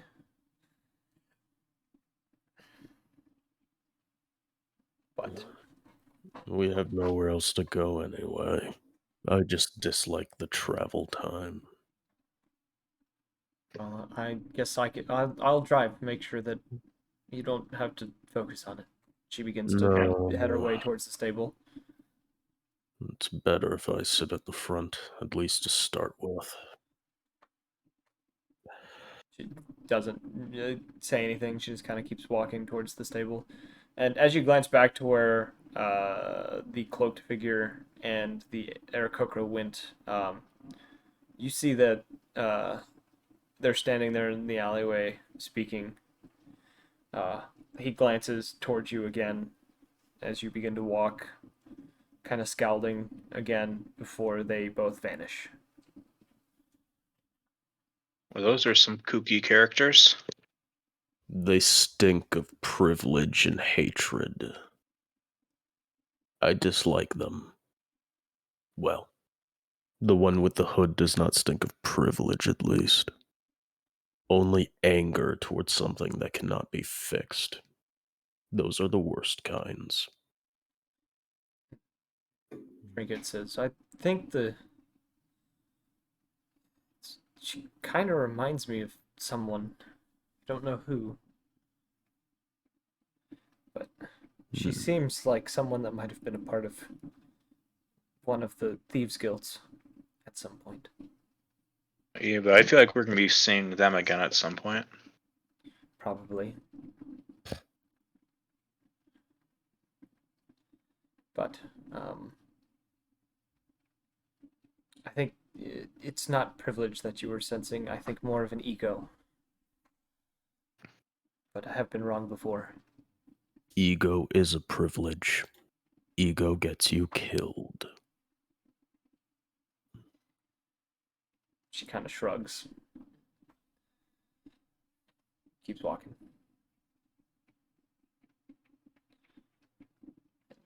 You guys get back to the cart. The horses seem to be fine. You guys had set out a little bit of food and water for them in advance so that they were able to sustain themselves. And you get back onto the road, heading back across the desert. Next 4 days, uneventful, as you guys travel back to Drygen. Upon arrival, Yeah, should we tick off our resources? yep, tick off the 4 days worth of resources. Okay. I don't know which one of you was tracking water for the cart. Okay, so now we have 13 days of water. Okay. I didn't have food. Trinket ends up finding a place to get the horses held for a bit. You guys get your way back into the walls of the criminal part of the city, making your way back into that what was it? Full Moonshine Tavern.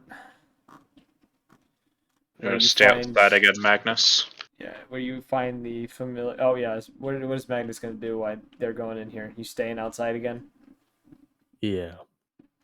Right, you guys enter again. The Lupin individual, giving you a smile as he sees you all coming in, kind of stands up a little straight as he was leaning over the counter before. And as you guys come up to the bar, and he says, "Hey, I didn't think we'd see all of you back so soon." Town's a ghost town. Some weird wisps underground. Killed him. There's a kobold underground. Necromancer. He's alive still, but he ain't really causing any trouble. So we didn't kill him. Interesting. Brought some salvage in. Wasn't much good up on the surface, but some stuff in the caverns below. What do you have for me then? Okay, then I show him the clear beads, the feather token, the elven boots, and the fine cloak. He kind of looks at all of them before turning to the other Lupin that is with him and says, "Sylvia, get over here. Come look at these." And she begins to look over these various items, pulling out a magnifying glass and begins looking over them. Kind of. And you said you're doing the jar. What else? The fan. The jar. I'm keeping the fan for myself. The cloak, the boots, and the token, and then I also show him the strange bag, or at least I'll bring that out because I hadn't actually. They're willing to buy them. You can keep whatever you have. They just are. They would say they're willing to buy it. They can identify it for you. Oh yeah. I'll let them identify the paper fan then. Okay, did Balrock piece out? He's drinking right now. Want to say he has the balls inspected as well. Is the balls. The orbs. He doesn't have the orbs. Balrock didn't take the orbs. Oh, the orbs. And Draka orbs. Did, yeah. They kind of look to you expectantly. Yeah, I'll show him my balls. And the ring. Yeah, I'll pull up the strange bag as well. So she begins carefully going through each item, The bag, she concludes to you, it is a bag of holding. Ooh. She would be willing to buy it off you for 150, but she does understand if you wish to keep it, considering they are a very valuable asset. The cloaks, the cloak and the boots, she's willing to give you.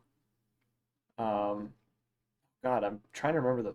I don't have my chart up on like rarity of items. Here we go. This is what I'm looking for. I had a chart of like how things are priced out and stuff. Okay, she's willing to give you. She says 300 for the cloak and the boots. Gold, yeah. She's willing to give you 300 gold pieces for that. Okay. I'm willing to part of that. And With those for that. she tells you that they are elven. They are both of elven kind, which in D&D terms that means the boots give you advantage on stealth checks. The cloak itself, I think, does the same. I don't have it listed on here. I Actually, believe it does I can't remember what it does. how specifically. much how much is the boots again? She was saying for the boots and the cloak, she would give you 300 for one As of a them. set? Yeah, as a set. If you were to give her just one, she'd probably give you 160 for just one of them. Okay, I'm going to keep the boots then. So I'll take Okay. the 160. Okay, so add boots of elven kind to your inventory. Elven kind? Yeah, of elven kind. Okay. Let me see. The jar that she's looking at, she tells you it is a jar full of beads of nourishment. These beads, what they do is, you can eat one of the beads within the jar, and it gives you enough. It sustains you for the day, so you do not have to eat or drink for a day. And how many beads are in there? There's roughly about probably 60. Should we keep those guys? That would replace food. So you would instead of a ration using 3 rations or whatever in a day, or however many rations you use, like 3 is what you'd normally take to keep yourself healthy. A bead of nourishment would give you the substance you need for that day. I think we keep the beads. Okay. Just as a contingency. Yeah, you can add those to your inventory. Beads of nourishment. What was the other? The fan that you show her. Yeah. It is a fan, wind fan, which when holding, you are able to cast the spell Gust of Wind once a day for free until the next dawn. Though you can cast it more than once, but there's a 20% chance of it tearing the fan. After the first use, every use after that has a 20% chance of destroying the fan. Okay. I'm going to keep the fan. Okay. And what last else thing did you was show him? the feather token. The feather token. Funny enough, it is called a feather token. It allows you, if you are holding it when you fall at least 20 feet, it'll cast feather fall on you, which enables you to descend 60 feet per round and take no damage from falling. But once it has expended, it will become a non-magical disc. So the spell is imbued into it, and then it loses its magic. So it's a one-time. Thinking back to what happened in the cave system, instead of selling that, I'll hand that off to Trinket for her to have. She gestures it off and says, I can cast Featherfall. Well, you didn't, so... Well, that was only 30 feet. I didn't exactly give myself the chance to. It's fine. Well, if you say so. How much for the token willing to take? She thinks it about. Considering it's only one-time thing, I'd probably just give you 10 gold pieces. And I'll keep it for myself then. Anyone have anything else they want to show off? So the two orbs, Jared, that you are and Draka that you were given, are received. One of them is a orb of direction, which when holding you can use an action to tell you which way is north. And the other one is an orb of time, which allows you as an action to tell if it is morning, afternoon, evening, or night. Pretty much like the Okay. clock. It's like the clock in Minecraft. It's the clock and compass. Yeah, you have a clock and a compass. Could be useful.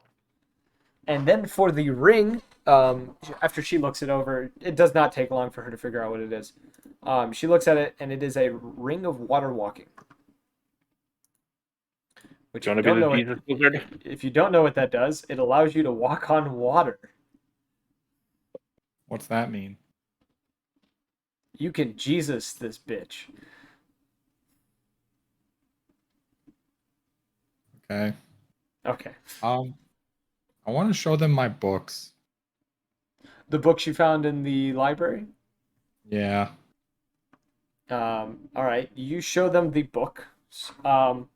And as a recap, there is a bardic history and development of music, a tome of artificing, magic, and techniques, history of Coffin Rim, and a book of dunamancy, because you could read Draconic, I think.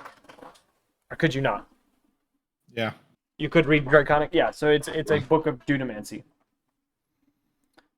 Which you can't learn because you aren't a wizard. She looks over the books. And yes, that is now Jared. You are right, 100%. The looking them over, she says,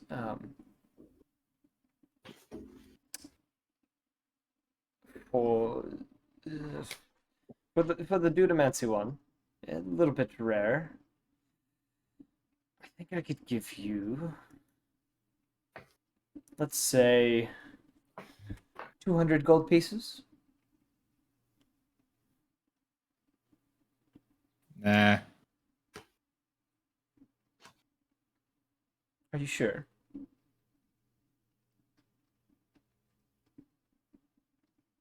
Nah. I'll walk away. You just grab all the books and walk off. Yeah. Okay. I'll pass the bard one to Journey. All right, Journey, you now have a book of bardic history and development music. Thank you. So now you have a history book to read that might interest you. All right, so you take those books, and Sylvia looks a little disappointed, but understanding of everything. She then turns to back to you and says, "Is there anything else that you found that you might be willing to part with? Or are you just simply looking for a night's rest again?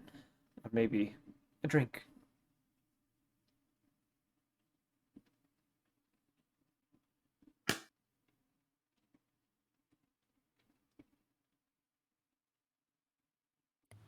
He was talking to you, Journey. I think we probably should settle down for the night. Wonderful. Our adventure was pretty taxing. I'm assuming 2 rooms again? That should work. Right, that would be 4 silver pieces. 4 silver? I'll give her that. You hand her the 4 silver. She hands you over 2 room keys. And she says, for the morning, I have gotten news of a possible new job that you could take. You will be heading, if you do take it, towards the Oasis. There's someone there that's been looking for adventures. If you're interested, let me know in the morning. I'll be here. Will do. Sounds like it could be the next lead we need. Well, until the morning, you enjoy your night. What a pleasure doing business. Have a good night yourself. Gives you a nod, heads over to the piano, goes to begin to play it again. So I think that's where we're going to end the session.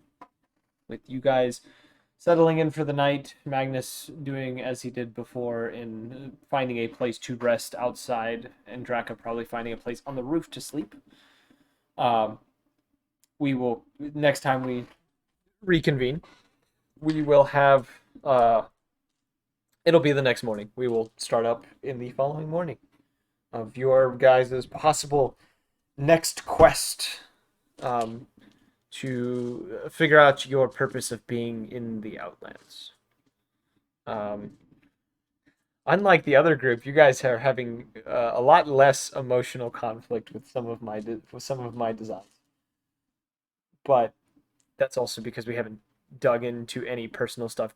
Anyways, you guys are mainly doing what is the term I'm looking for?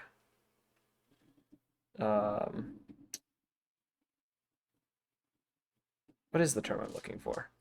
Freelance work. You guys are just kind of working for whatever money you can find at the moment. But that might change soon. Do I want to give you guys that? No, I don't. No, I don't. No, I don't. Oh, and Magnus, you would have recovered those that lost strength the moment you would have taken a long rest, which would have happened during the journey back. Yeah, I mean, long rest. Yeah, the effect you were experiencing was a temporary thing that you had to take a rest for in order to negate it. Similar to what happened with Trinket losing her max HP. At the end of that, I only had 2, what's it called? Spell slots left. That sounds about right. You get burned out of spell slots quick if you get into a lot of encounters. And that was a very heavy encounter situation. I'm kind of testing the waters on what I can throw at you guys. So that's why the Wisp came into play, because I thought it'd be fun. And it was. It was very fun.